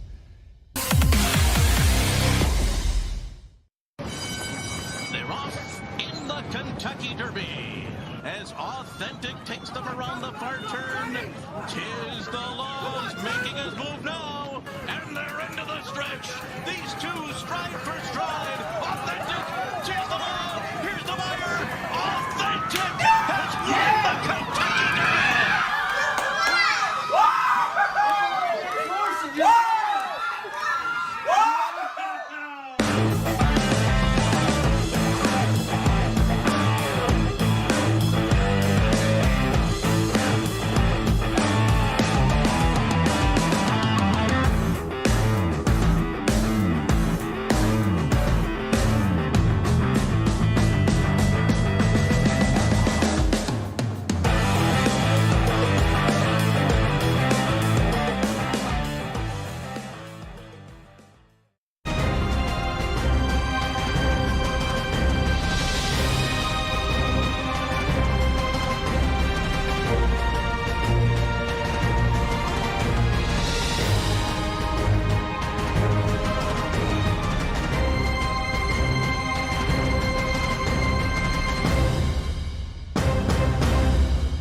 All right, Pat might have freaked out some people. There we go. No, hit the morning update. People My like, bad, wait a boys. minute, is it 9 o'clock? No, it's 10 o'clock. We're good. Morning update. You're fine. You're fine. I like the intro so much, we can run it twice. There's nothing wrong with running it twice. Running it twice. It's time Wait a for the minute. morning update. There's the morning update. Completely side note from everything. What's that? Hour 2. Hour 2. We're here. Welcome love back. Fontana Show. He's Pat McGuire. I had a text from him. He was, who's that? I go, it's Pat. I already like you better than Ryan. I'm just All right. We're back. we're Pat going McGuire, for Matt Fontana right here on the show. We got a lot to get to. Morning update. Hit the music bed, though, for me. I feel the music bed here. Yeah. Here we go. Just give them all a try. We'll figure it out. I don't feel right without doing the morning update. You like this one? It sounds good. Another Sounds good one? to me. This is side note if you get in the morning update here. Do you know the Cleveland Charge, they do open tryouts Oh, really? You got to here. They just posted the link for it. Okay. They just posted the link. Open tryout this Saturday at Hoop Tech in North Ridgeville. You have to fill out the local player tryout eligibility medical consent form. There's a $200 registration fee. And then you can come and try out. I would have no prayer. It'd be funny to video for that because I suck at basketball. But there's open tryouts there for the Can't Charge. Live your dream if you can. Yeah, they got to build that new facility down by the river somehow. You know? Yeah, no, $200 at a time. There we go. That's how we do it. All right, Pat's got stories. Morning update. Take it away, Pat. Take it away. All right, so the first one we're going to start with, Matt, is I don't know if you saw this. We talked about this briefly in the break there, but there's Blue Jays pitcher Bowden Francis. Mm-hmm. You heard about this at all? No, I've not. Okay, so Bowden Francis, he's, I believe, a rookie or at least maybe a younger player, but second time this season, he's brought a no-hit bid into the ninth inning and lost the game. Ugh. Blue Jays lost both games. Yesterday, Mets tied it up. Francisco Lindor, absolute tank job. Man, he is so hot right now. Yeah, and one of the big things, too, I saw in the offseason that Francisco Lindor was somebody's hot take to win MVP / comeback player of the year. That damn Plus Shohei. 4,000. That damn Shohei. I mean, that's it. Like, Judge will win AL, Shohei will win NL, no question. But you look at Bobby Witt and you look at Francisco Lindor and be like, sorry, guys, like literally in any other year, you're probably taking home an MVP. Like, that's how important it is.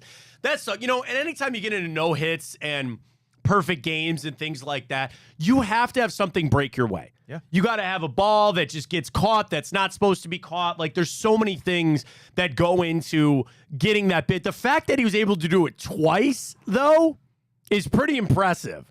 And I wondered if he entered that ninth inning as probably the rest of the Blue Jays did and said, we're going to screw this up again. And boy, did they.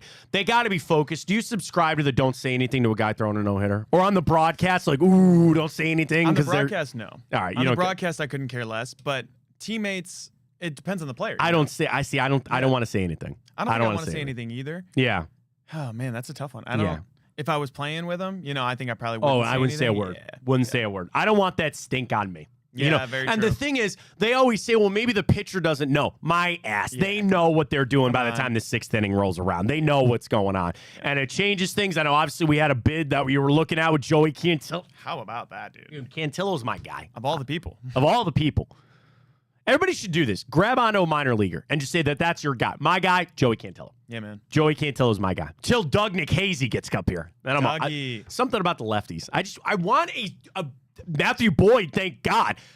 Every rotation, you have got to have a dominant left-handed pitcher. Not dominant.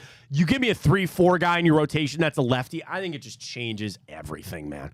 So I'm a big Joey Cantillo guy. But we'll see how that goes. And I mean, I have a background in minor league baseball too. Like the amount of people, there's a guy named Andrew Monasterio plays for the Brewers now. I want to say, just one of the coolest people. Got to see him learn English in the process. Right next to me and stuff. Yeah. It's such a cool thing to be able to latch onto a minor leaguer like that. But no, and we love it. Some of my best friends, they worked in the minor leagues as well out there in Captains. My prayers to anyone who works in the minor league baseball. It is a tough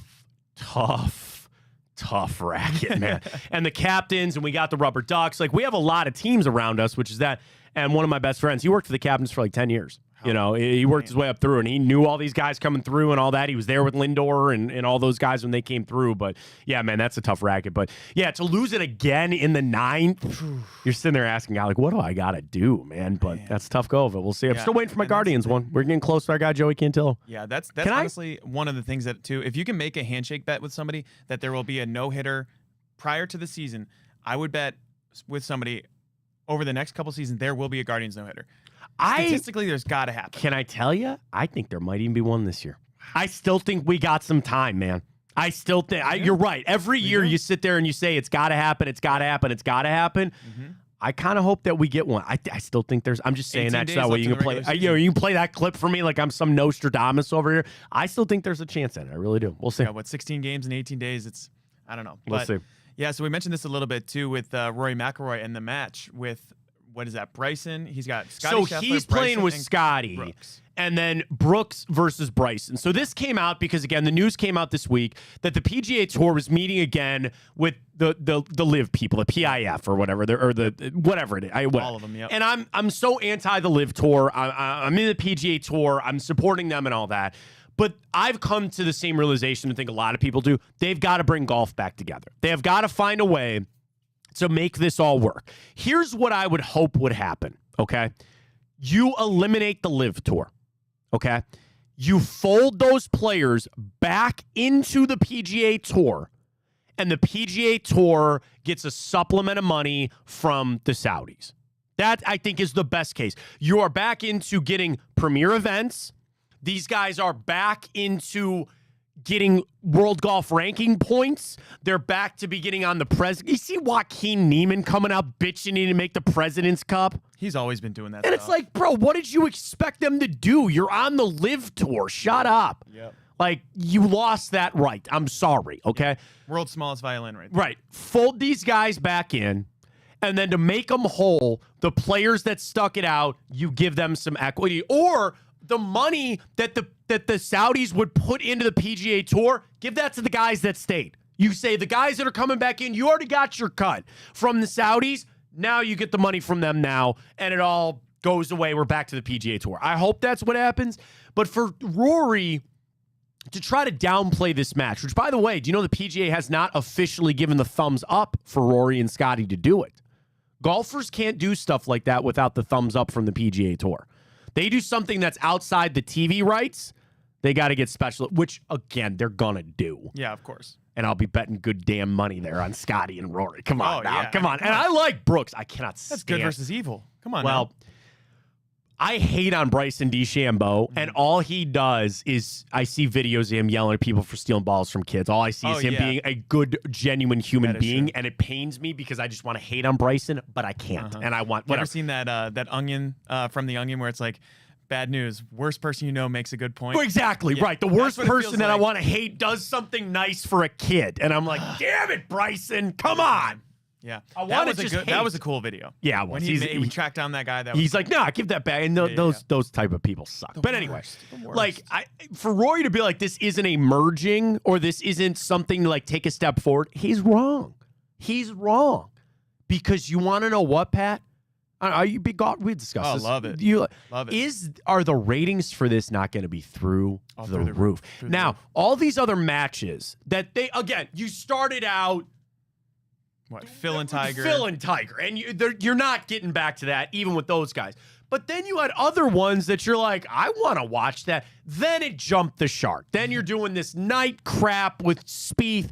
This is one. I didn't even know that happened. You remember that one? It was him and Justin Thomas, right? Wait, the match. That makes sense.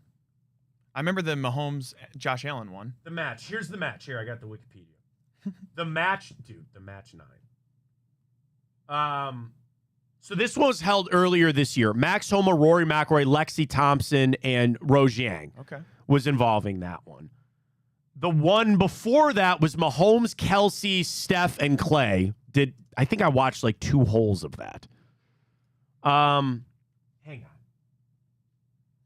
That's it. Dude, this was already 2 years ago. Jordan Thomas, Justin Spieth, Rory McIlroy against Tiger Woods. And I'm pretty sure that was the one at night. That's it. Yeah, there you go. That was it. They played at night. It was the 7th edition of the match. It was held in prime time at Pelican Bay in Florida. And this was also right after a lot of the guys had left. So of all the ones, so your first one, Tiger, Phil.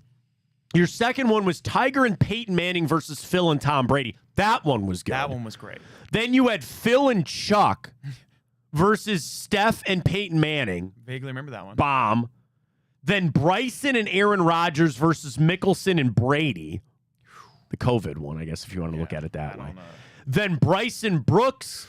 Then Brady and Rodgers versus Josh Allen, Patrick Mahomes. And that's where it just started. You started jumping the shark on that kind of stuff. Yeah. I think we're back. I think we're back. It's cool to see some LPGA names get in there. Yeah. Nelly Korda. Nelly Korda's got to get involved in one of these. So I'll tell you what, too. I'm going to put you on here, too. Yes. Division 2 Finley women's golfer Mary Kelly Mulcahy. I don't know if you know that name yet, but look out for her on the PGA Tour. Really? She just went pro.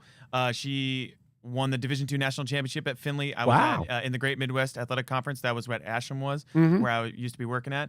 This girl, She's going to be up there on the LPGA Tour. Nice. I promise you, very soon. Local? She's from Ohio, too? I believe she's local. Yeah, Nice. she went to Findlay, but keep an eye on her. She's coming up. Nice. I love it. Yep. I had to give my GMAC shout out. No, absolutely. Please do. Please do. I'm here for it. Absolutely. You know, and then, again, I think this is going to be the bringing together. What they do from there, you got billions of dollars at play. We'll see how it goes. We're golf fans. I want to see the best golf. Yeah. It's that simple. Need it. Yeah, so coming up next, honestly, we started with women's sports there a little bit, but Asia Wilson, I don't know how much you tap into WNBA. I just saw it, yeah. She is one of the greatest athletes of all time and doesn't really get the, pub that she does, but broke another single season scoring record. She's got already a statue outside of the arena that she plays at. Two-time MVP, right? Two-time MVP. She is unbelievable this year, but just another record. Where do you think Caitlin Clark can take this in terms of heights for WNBA? I mean, Asia Wilson has been doing this for 20 years. I mean, the thing is, what we've all talked about, which is right, you need a Caitlin Clark, but you need your Asia Wilsons. You need still Brittany Greiners. You still need Cameron Brink. You still need, oh my God, LSU. Angel Reese. You still need these other women to step up because as much as the NFL, as big as it, I'm not saying the WNBA can never get there, but I'm saying, yeah, you have Patrick Mahomes, but you got everybody else. And that's the other thing. You need the other teams and the other players to step up. The fact that their household names are great, the fact that ESPN has given them so much coverage has helped a lot. But yeah, that's the thing. She is the best player in the game right now. Absolutely. I know Caitlin Clark is really good. Asia Wilson is hands down the best player in the game right now. And you're right, she's been doing it. Yep. So to bring a little more attention to that is rightly so. But the other thing too on just WNBA, which I hope we get to, I hope the money eventually gets there that they don't have to go play overseas anymore. You know, you need to get there. I know the TV packages are coming in. Ticket sales are up and through the roof. I hope they get to a point they don't have to go play over. Now, if they want to go play overseas, sure, to make more money, absolutely. But like obviously off the Brittany Griner stuff and all that, I hope they get to that point. And they just talked about expansion too. Toronto's getting a team soon. I saw that. Yeah, I'll bet. I wouldn't be shocked. There's a lot of vintage stores here in Cleveland. I'm sure there's vintage stores everywhere, but I've seen a lot of rockers. Give me the rockers. Give me the rockers. Yeah, back. hell yeah. Come on, man. Hell yeah. Hell yeah. And then Adam Silver came out and he said the NBA is not looking to expand right now. So we'll see how it goes. I guess. Yeah. All right. Last one I got for you, Matt, is this coming Sunday. So we've got a 4-game series against the Rays. This coming Sunday, Roberto Clemente Day, one of the best days in baseball. You got Jackie Robinson Day in baseball. The Guards have Larry Doby Day. That needs to be a retired jersey. I'm going to stick to that. Yeah. Roberto Clemente needs to be retired too. I'm not sure if 21 is retired in baseball. If it's not, it needs to be. Not across the Jackie's the only one across the league. It needs to be retired too. Yeah, and I think it's obviously across the league. What do you got? You got Wayne Gretzky and you got Jackie Robinson, right? Yep. Basketball. Oh no, is Bill Russell not across basketball now? Am I misremembering? I think so. I think it is. I know LeBron switched from 6 because of it. Retired jersey. Hang on. Retired jersey. Yeah. Right? Did they not do that? Yeah. Number 6 is going to be retired throughout the NBA. Okay. That I think is rightly so. I think that, and that's the thing. For what Larry Doby did, for certainly what Roberto Clemente did, you can't do too many of those, but I think you can do a couple. I think you can do a couple, especially for not even as great as the players they were, but you're getting retired for what they did. Absolutely. And the people that they were. Yep. So I think I could listen to that 100%. So one it's of a the big best day humanitarians ever in sports. Yeah, could be a big day coming up on Sunday, so we'll get geared up for that. Get geared up for the Guards tonight. We got a little Thursday night football, but Pat, let's do it. It's time for the Immaculate Grid. Time for the Immaculate Grid. Oh, man. Got it? Here we go. Here we go. All right, hit me with that music bed over there. Oh, I got to have the music. We got a Thursday night football match. I got to do it. Hey, all right. We got a little little Dolphins and Bills. All right, these are strictly for practice. We already screwed this week up, but Pat has a pretty good record with the Immaculate Grid. 9 minutes, need one for each. Pat, let's go. Kick things off. 1,000-yard rushing season. Take it away. How about Ricky Williams? Ricky Williams works. We'll get it there. We'll get it there. There it goes. How's that sound for you? I love it. Take me down a little bit on that, though. Take me down a little. Find it? Yeah, right there it is. Where is it? You're trying to do the grid while also reducing. Keep going. Keep going down. Keep going down. Is that it? No, it's not it. That's not it. Try the other one. Try the other one. Nope. Try the other one. All right, we're going to take this off for a second. All right. Yeah. We got Ricky. Fair enough. All right, Ricky Williams is good. Next up. Edgerrin James works for the Colts. 1,000-yard rushing season. Okay. Yep. All right. Let's get it in here. Edgerrin. There you go. There we go. Okay. And then Barry Sanders. Very, very clearly on that one. Easily. All right, let's open things up. Anything jumping out to you? Fitzpatrick. Mm-hmm. Does he not work Dolphins Bills? Yeah, he definitely does. Dolphins Lions? I don't think so. Yeah, or no, No, he doesn't work for Bills Lions, right? He never played in I don't think so. All right, rip. Go ahead and rip Fitzpatrick there. Feel pretty good about that. Yeah, and I feel good too about that. All right, Giants. Look at that beard. Giants. Oh, he's got a good beard. He's got a great one. Giants, Dolphins. Man. See, it's not Odell Beckham yet because he's not played a game yet. Damn it. Giants, Dolphins. Colt McCoy, Giants, but no.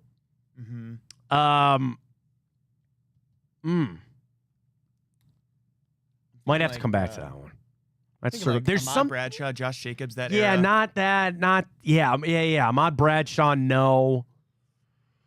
Cheeky Barber, no. Michael Strahan, no. Huh. All right, push off on that one. Anything else? We're just going to open things up here. Anything else jumping out to you on anything? Quarterback-wise, Colts, like Peyton Manning, no. Andrew Luck obviously didn't work. Jacoby Brissett doesn't work for any of those other ones. We usually go with Nick Foles. Did he play with the Giants? I don't think so. I don't think so. No. All right, Giants' favorite is Mike Glennon, but I don't think he doesn't work for any of these other ones. Right. How we run through there. Colts, Marvin Harrison, no. Reggie Wayne, no. Dallas Clark, no. Brandon Stokely? He went to Denver. I don't think he went to Buffalo. I don't think so either. Cole Beasley? I don't think he played in Indianapolis or the Lions. Obviously Megatron, no. Some of the Lions. I don't know about Victor Dan Cruz Orban. never played for the Dolphins? That's a good pull. I don't think so. It doesn't. He was so good. He was. He had a couple. He had a really good stretch run there. But I don't think that works.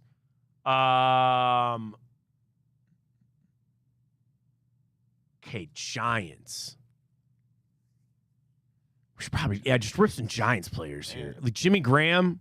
Did he play in New York for a year? I think he did. Oh wait, Jeremy Shockey right here played for the Dolphins. I'm pretty sure. Did he? He did. He did. He did. Jeremy Shockey works. Jeremy Shockey works. That is correct. Right? Click it. Who cares? Nah. I thought for sure he played in Miami, man. I wasn't sure.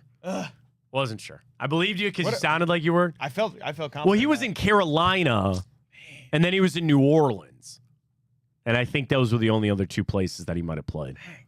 Yeah, New Orleans. It sounds right. New Orleans is a tough one. Tough one for us, all right. You want to flip over to Wordle real quick? Oh, Wordle. Yeah, you want to do Wordle? Probably take a break from the grid. Might need to do that. Let's rip some Wordle here. Space. Let's rip some Wordle. All right, here we go. Yes, we know how to play Wordle. Thank you very much. Thank you. All right, any word you want to start with here? Just rip some letters. Let's see. I always like to start with one vowel. Okay. Go block works. See what you got. All right. Okay.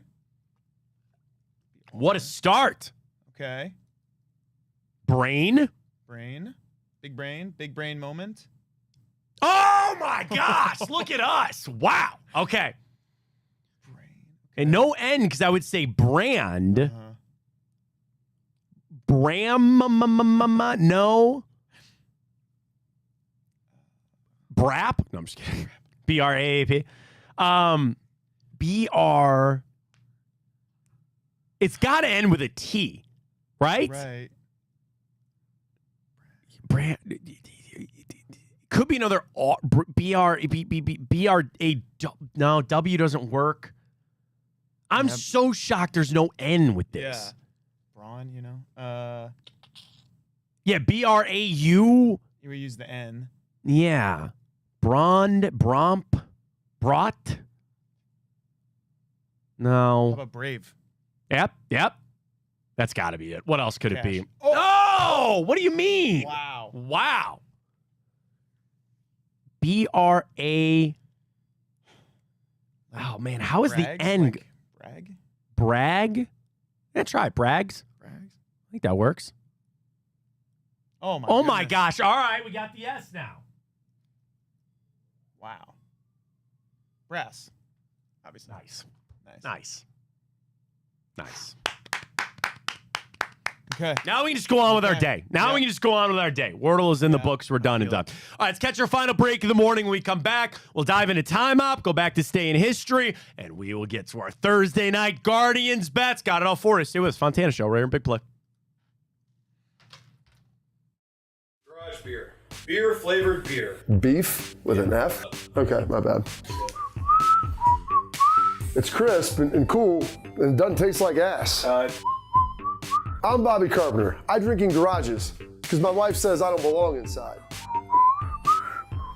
If you like a cold breeze on your bag, drink garage beer. It's American and so can you. Garage beer. Beer flavored beer. Well, how do they know I'm doing this? Did somebody leak this out? It's social media. Oh. That's the way social media works now. I thought maybe you were just running that yap.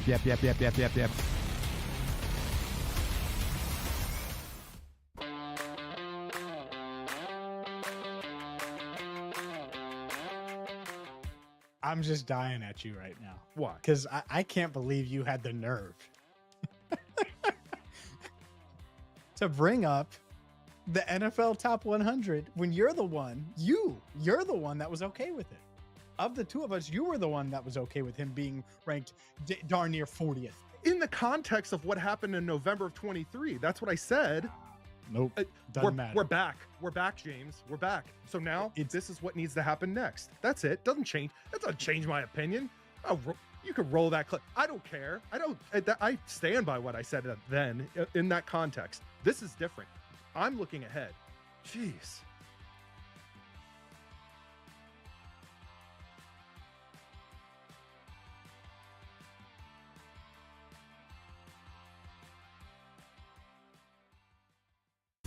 I don't buy into this nonsense, this conspiracy nonsense that he's got his money and he's dogging it. That's ridiculous.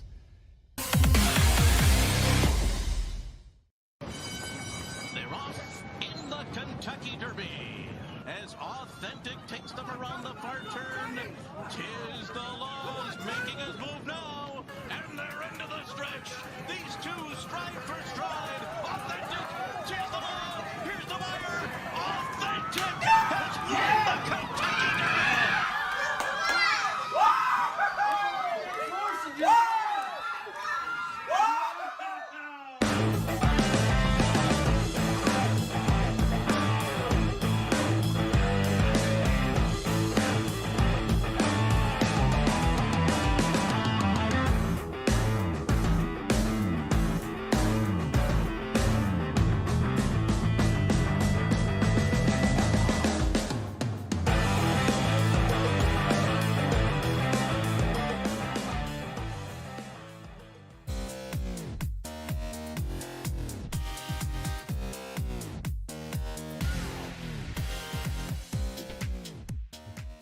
Let's get on into it. A little bit of time up. Welcome back, Fontana Show right here on Big Play. I just got a juicy nugget of Josh Allen for tonight. Hold on to that. We'll get to our plays coming up in a second. But first, let's head back and tell you what happened here on the 12th of September. Just 1 year ago today, though, Pat, the day after Monday Night Football, Aaron Rodgers revealed to have torn his Achilles out for the season. He looked fine the other night, but what a damper put on the Jets. So, like, of all the cursed things that happened to the Cleveland Browns, that's pretty bad there for the Jets. Get Aaron Rodgers, 4 plays in, tears his Achilles, and done. It was revealed this day 1 year ago. We go back to our season opener for the Browns. This day, 2021. Of course, we remember what happened in 2020. We faced the Chiefs in the playoffs, came right back in 2021, and we had a good game. 33-29. Chiefs get a win. Patrick Mahomes threw for 337 yards and 3 touchdowns. Nick Chubb rushed for 2 touchdowns. Kareem Hunt had a touchdown on the ground. And Jarvis Landry, remember that Jet? You ran that one in. Didn't pick off Mahomes. He also rushed for a touchdown, 4 total ones. Didn't it happen again when Hollywood Higgins fumbled the ball into the end zone? Just like the playoff game or something like that? Didn't that happen again in that game? Yeah, this Daniel Sorensen game. Same thing right there at the pylon. Unbelievable. And How again, does that happen twice, I don't know. That's a stupid rule that everybody talks about needing to the change. worst rule in sports. But I remember when we won, again, you took them down to the wire there. You had a lead going into the halftime. You were up 22-10 at halftime on the Chiefs. And, we played them tough. how the rest of that season went, but there was a lot of optimism after that game, Pat, that the Browns really had turned things around. Unfortunately, that season just kind of all went down the tubes. I don't know what to tell you. This day, 2014, a story as old as time. Josh Gordon suspended 10 games by the NFL. I mean, that guy, we always talk about it with him, like what could have been, couldn't lay off the weed. It's just stay off the weed. Man. Wouldn't you just, Yab Cruz on the Hanford Dixon show the other day said, we'd take him back in a heartbeat, wouldn't we, though? Yeah. We'd take him back Josh right Gordon now. is perfect. I don't know why. Just stay off the weed. Maybe think of Stephen A. Smith and how they're all responding to that Shannon Sharp thing. Oh, my goodness gracious. Bro. Okay. Do you know how hard it would be to accidentally go live on Instagram? Do you understand? I'm sure he says he was hacked. That's his voice. I didn't want to listen to it, and I did because my buddy sent it to me, and it's not safe for work. We're human here. That is Shannon Sharp's voice. I will tell you, he's got a very distinct rasp to his voice. You, me, and everybody know that was him in that video. Leave it all aside. Yep. But I'm sure he's a little embarrassed, and I know all of his colleagues will be just ripping him for a long time on all that, but here's we are. This day, 1995, one of the most impressive win streaks in sports comes to an end.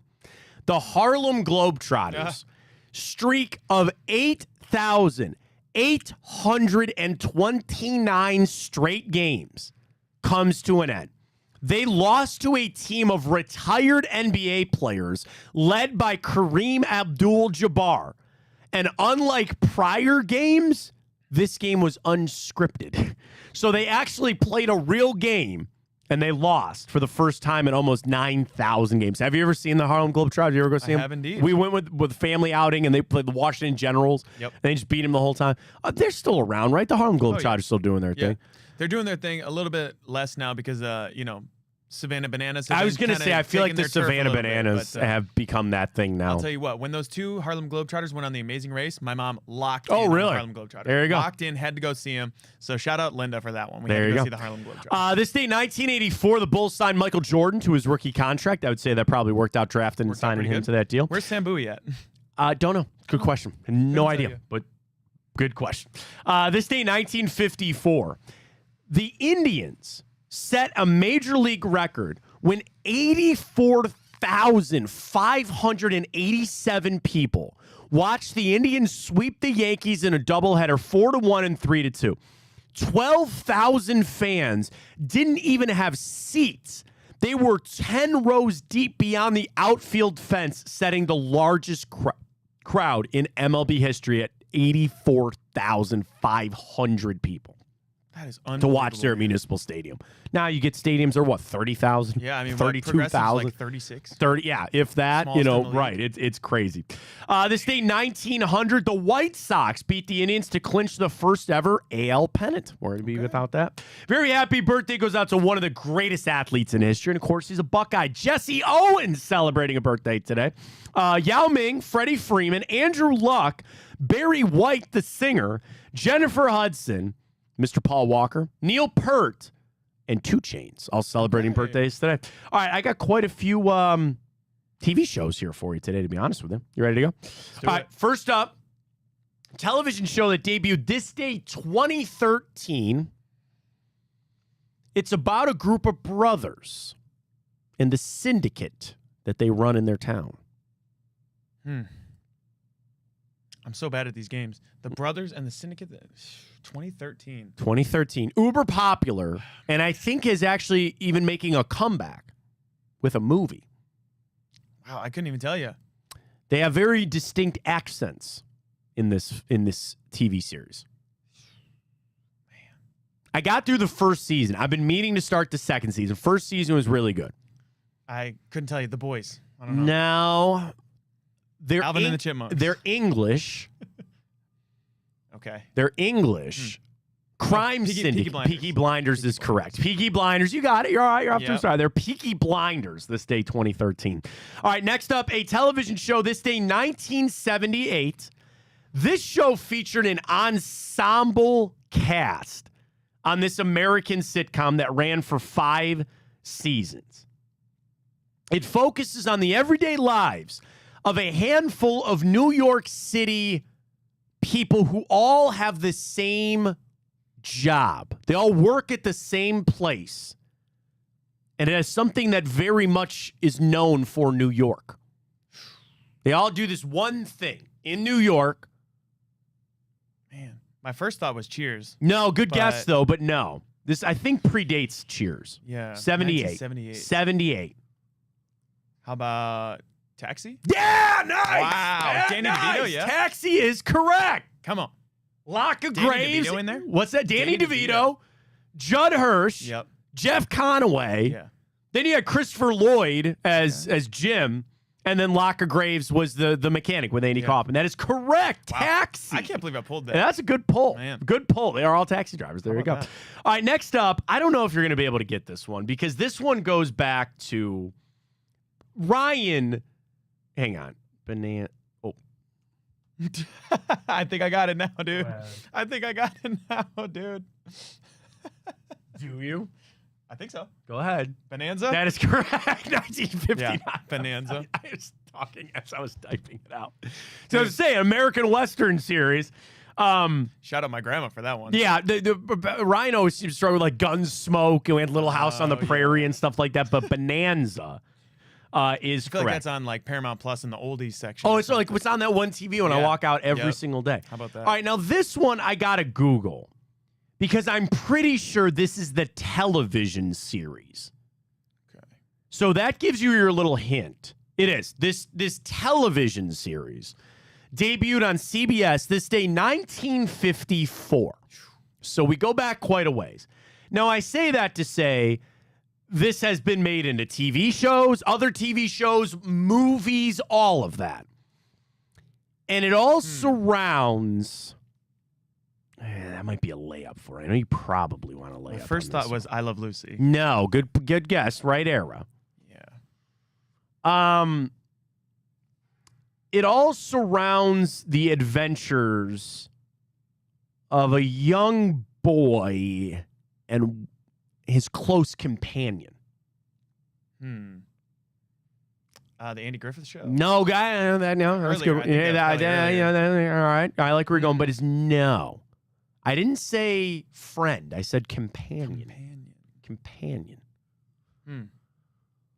Interesting. Kid's companion might be what? I know, right? Like I'm thinking like ET vibes. Not, not like kind that, of, kid's companion might be his.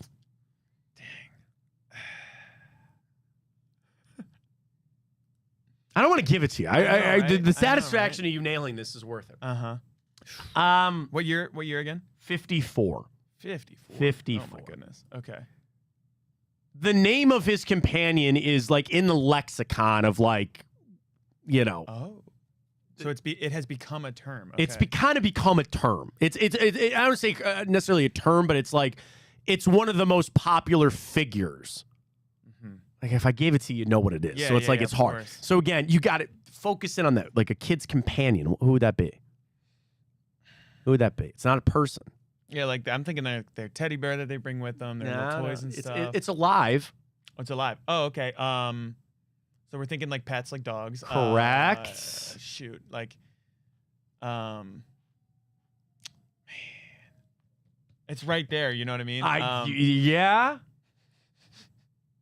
Huh. So it's a dog. Okay. It's a dog. Okay. It's one of the most famous dogs. Not Balto. It's not Old Yeller. I was thinking Lassie, like.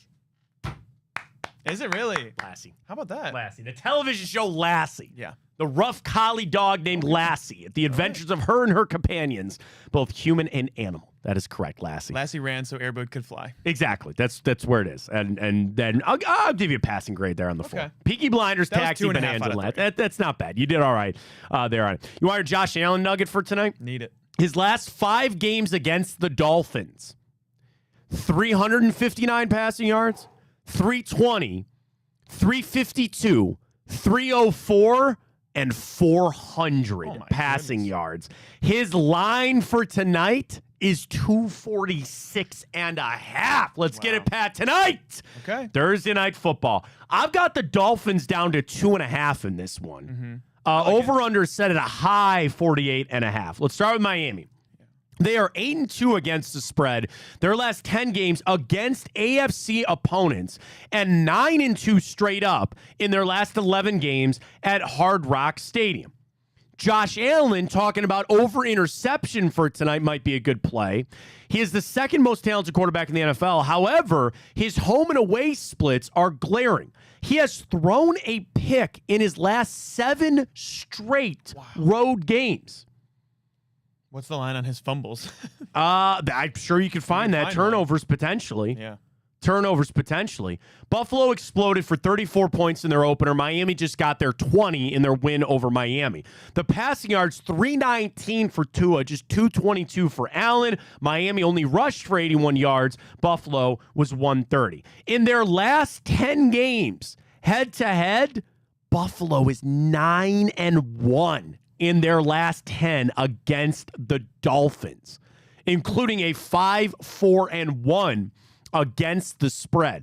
The over has hit 6 out of their last 10 games between the Dolphins and the Bills. That money line that you were talking about before is looking a lot more inviting. I'm kind of liking Buffalo in this. It's looking a lot more inviting for sure. This obviously goes back to their last games, right? The over 5 out of Buffalo's last 6 games, 7-1 straight up in their last 8. But the under has hit 12 out of their last 16 games on the road for Buffalo. For Miami, under 5 out of their last 6. As I mentioned, 9-2 straight up in their last 11 games at home. And they cannot, for the life of them, beat the Buffalo Bills.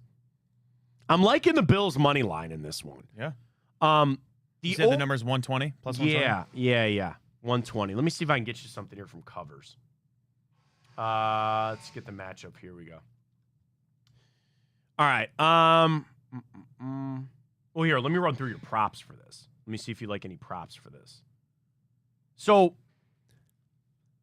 I do like that Josh Allen interception trend. I like that. Same game parlay. You ready to go? Yeah. Anytime touchdown score. Allen minus 138. Tyreek Hill minus 125. Devon Achane minus 110. Jeff Wilson plus 100. James Cook plus 125. I kind of like the value there. Waddle is plus 160. Keon Coleman 187. Dalton Kincaid to score a touchdown at any time is plus 225. Quarterback props, over-under yardage, 247.5 for Allen. Tua, 268. Touchdowns are each at 1.5. Interceptions you can get as well. How about this for Josh Allen? Over-under passing and rushing yardage is 290.5. I guess the question is, like, how much do you believe in the receivers that he has? Right. And all that kind of stuff. Receiving yardage props. Dalton Kincaid, 44.5. Keon Coleman, 43.5. I kind of like that one, too. Tyreek is a high 94.5. Jalen Waddle, 65.5. Rushing props. James Cook, 60.5. Josh Allen, 37.5. Tua's only 4.5. They actually don't have props for Achane. Yeah, you just got to get one run. Man. Got to get one run. Yeah, he really, really doesn't run, but one little scramble. I took that on Brock Purdy Monday night. If they're going to lock down on man defense the best that they can, Still that mobile. could really be something. You just need a one run. You just need the one run on this. I'm trying to see if I got anybody else picks on this one. Dalton Kincaid over 4.5 receptions. Here's the write-up on this. Kincaid had just 1 catch for 11 yards in week 1, but he was still on the field for 88% of Buffalo's offensive snaps and had an 83 route participation rate. These numbers suggest a positive regression, especially against the Dolphins team that allowed over 5 catches per game to opposing tight ends a year ago. That was 7th most in the NFL. He snagged 5 or more receptions in 9 of his 13 games last year, racking up 7 against Miami in the regular season finale for 84 yards. The Bills lack a true number 1 receiver, leading that towards Dalton Kincaid. They also like Tua's over 265 passing total. He threw for 337 a year ago and led the league in passing yards last year. Kyler Murray was limited to just 162 yards against Buffalo last week, but he also had 2 key drops from his receivers and didn't see a wide open Marvin Harrison on downfield coverage. The Bills were just 23rd in the league in coverage rate per PFF in week 1, which is an indication of how poorly their secondary really did perform. You also combo that Taron Johnson, one of the corners for Buffalo, is battling an injury, making it extremely tough for the Bills to handle Miami's speedy wide receivers. Here's another write-up that they really like Dalton Kincaid over the 4.5 receptions. Another thing from covers over on the Keon Coleman reception, they think this is going to be a shootout. They think it's going to be a giant shootout in this. So I'll tell you what. Let me do this. An over on a Thursday, though, Matt, you were talking? I don't like the over on the Thursday. You know what I mean? I never like the over Especially, on this. I mean, Miami only had 17 on Sunday. Yeah. All right, you want to do a parlay on the side on top of just doing our regular, I'm going to take Buffalo money line. Let's do a crazy parlay. Let's build this out right now. Give me a touchdown score. Do you like that James Cook plus 125? Yep. All right, so let's start there. Plug it in. Here we go. James Cook, anytime touchdown. Please confirm my location. Thank you very much. I'm going to stay away from the spread and the total. Yeah. All right, that'll be our side. Quarterback props. I got to take Josh Allen over yardage, right? Yeah, run plus pass. You like the run plus pass? Do you think 247 is just his pass 290? Okay. I think I kind of like just the over on that. I like that. I'm going to stay away from Tua. Yeah, I think so too. I don't like the Tua here. Yeah. Do we do Josh Allen interception? He's thrown one in 7 straight road games. Unless do they hammer him to say, stop throwing picks because we don't have any receivers here? You don't like it? We'll stay away from it. I don't feel one way or the other if you could get like a turnovers as opposed to just interceptions. Sure. He fumbles so That's fair much, enough. You know? That's fair enough. I think you'll definitely hit on the interceptions though, so I don't mind it. All right, receptions. I'm banging this Dalton Kincaid. Yeah. This seems to be one to hit right here. I don't like Tyreek 6.5. He's got to get 7 receptions. I don't know if I like that. Feels like it'd be a good Jalen Waddle game underneath, you know? You only got to get 5 grabs from Jalen Waddle. Yeah. For his over-under. Pretty good line for us. Or, wait a minute.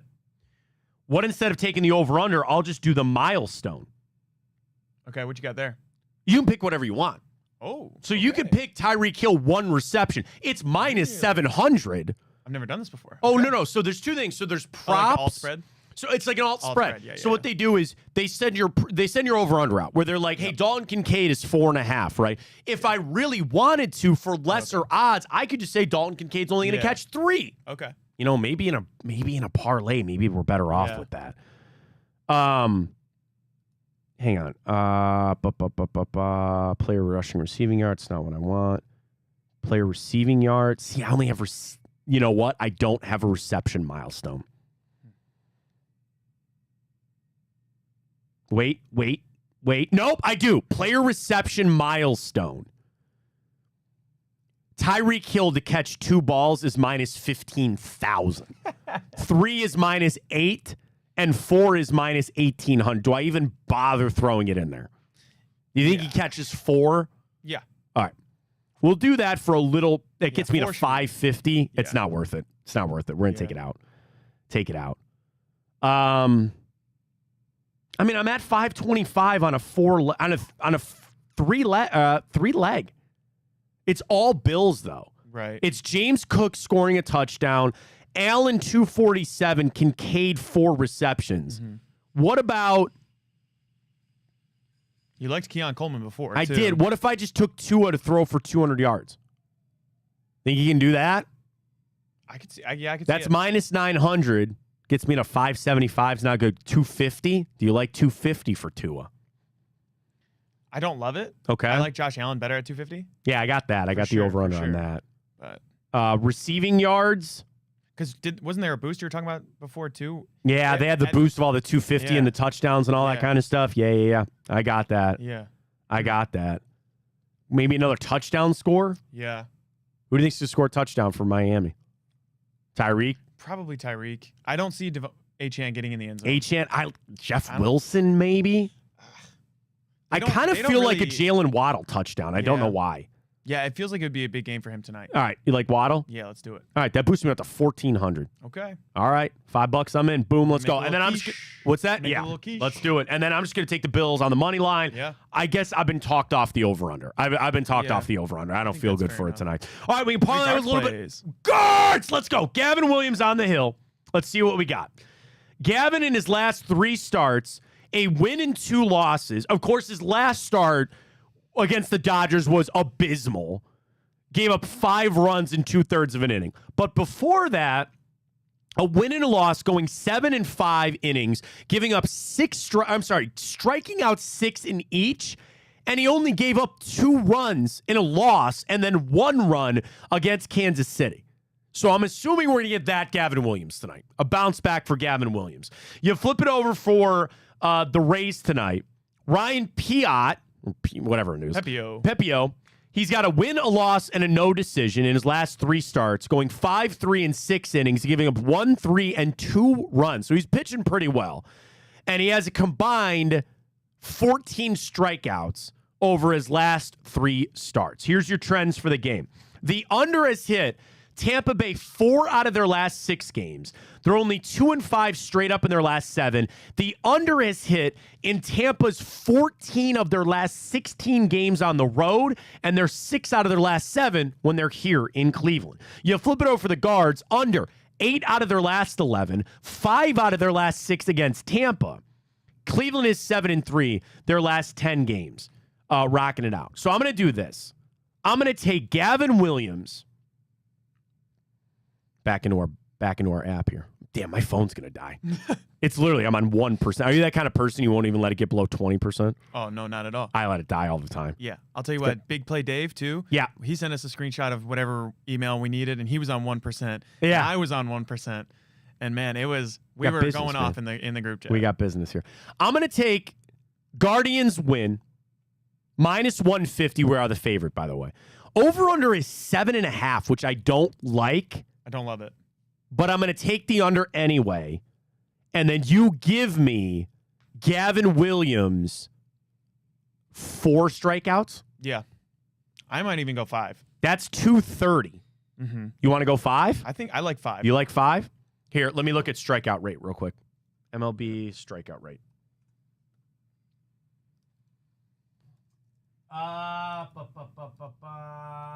Tampa Bay is 25th in baseball. They strike out 9 times per game.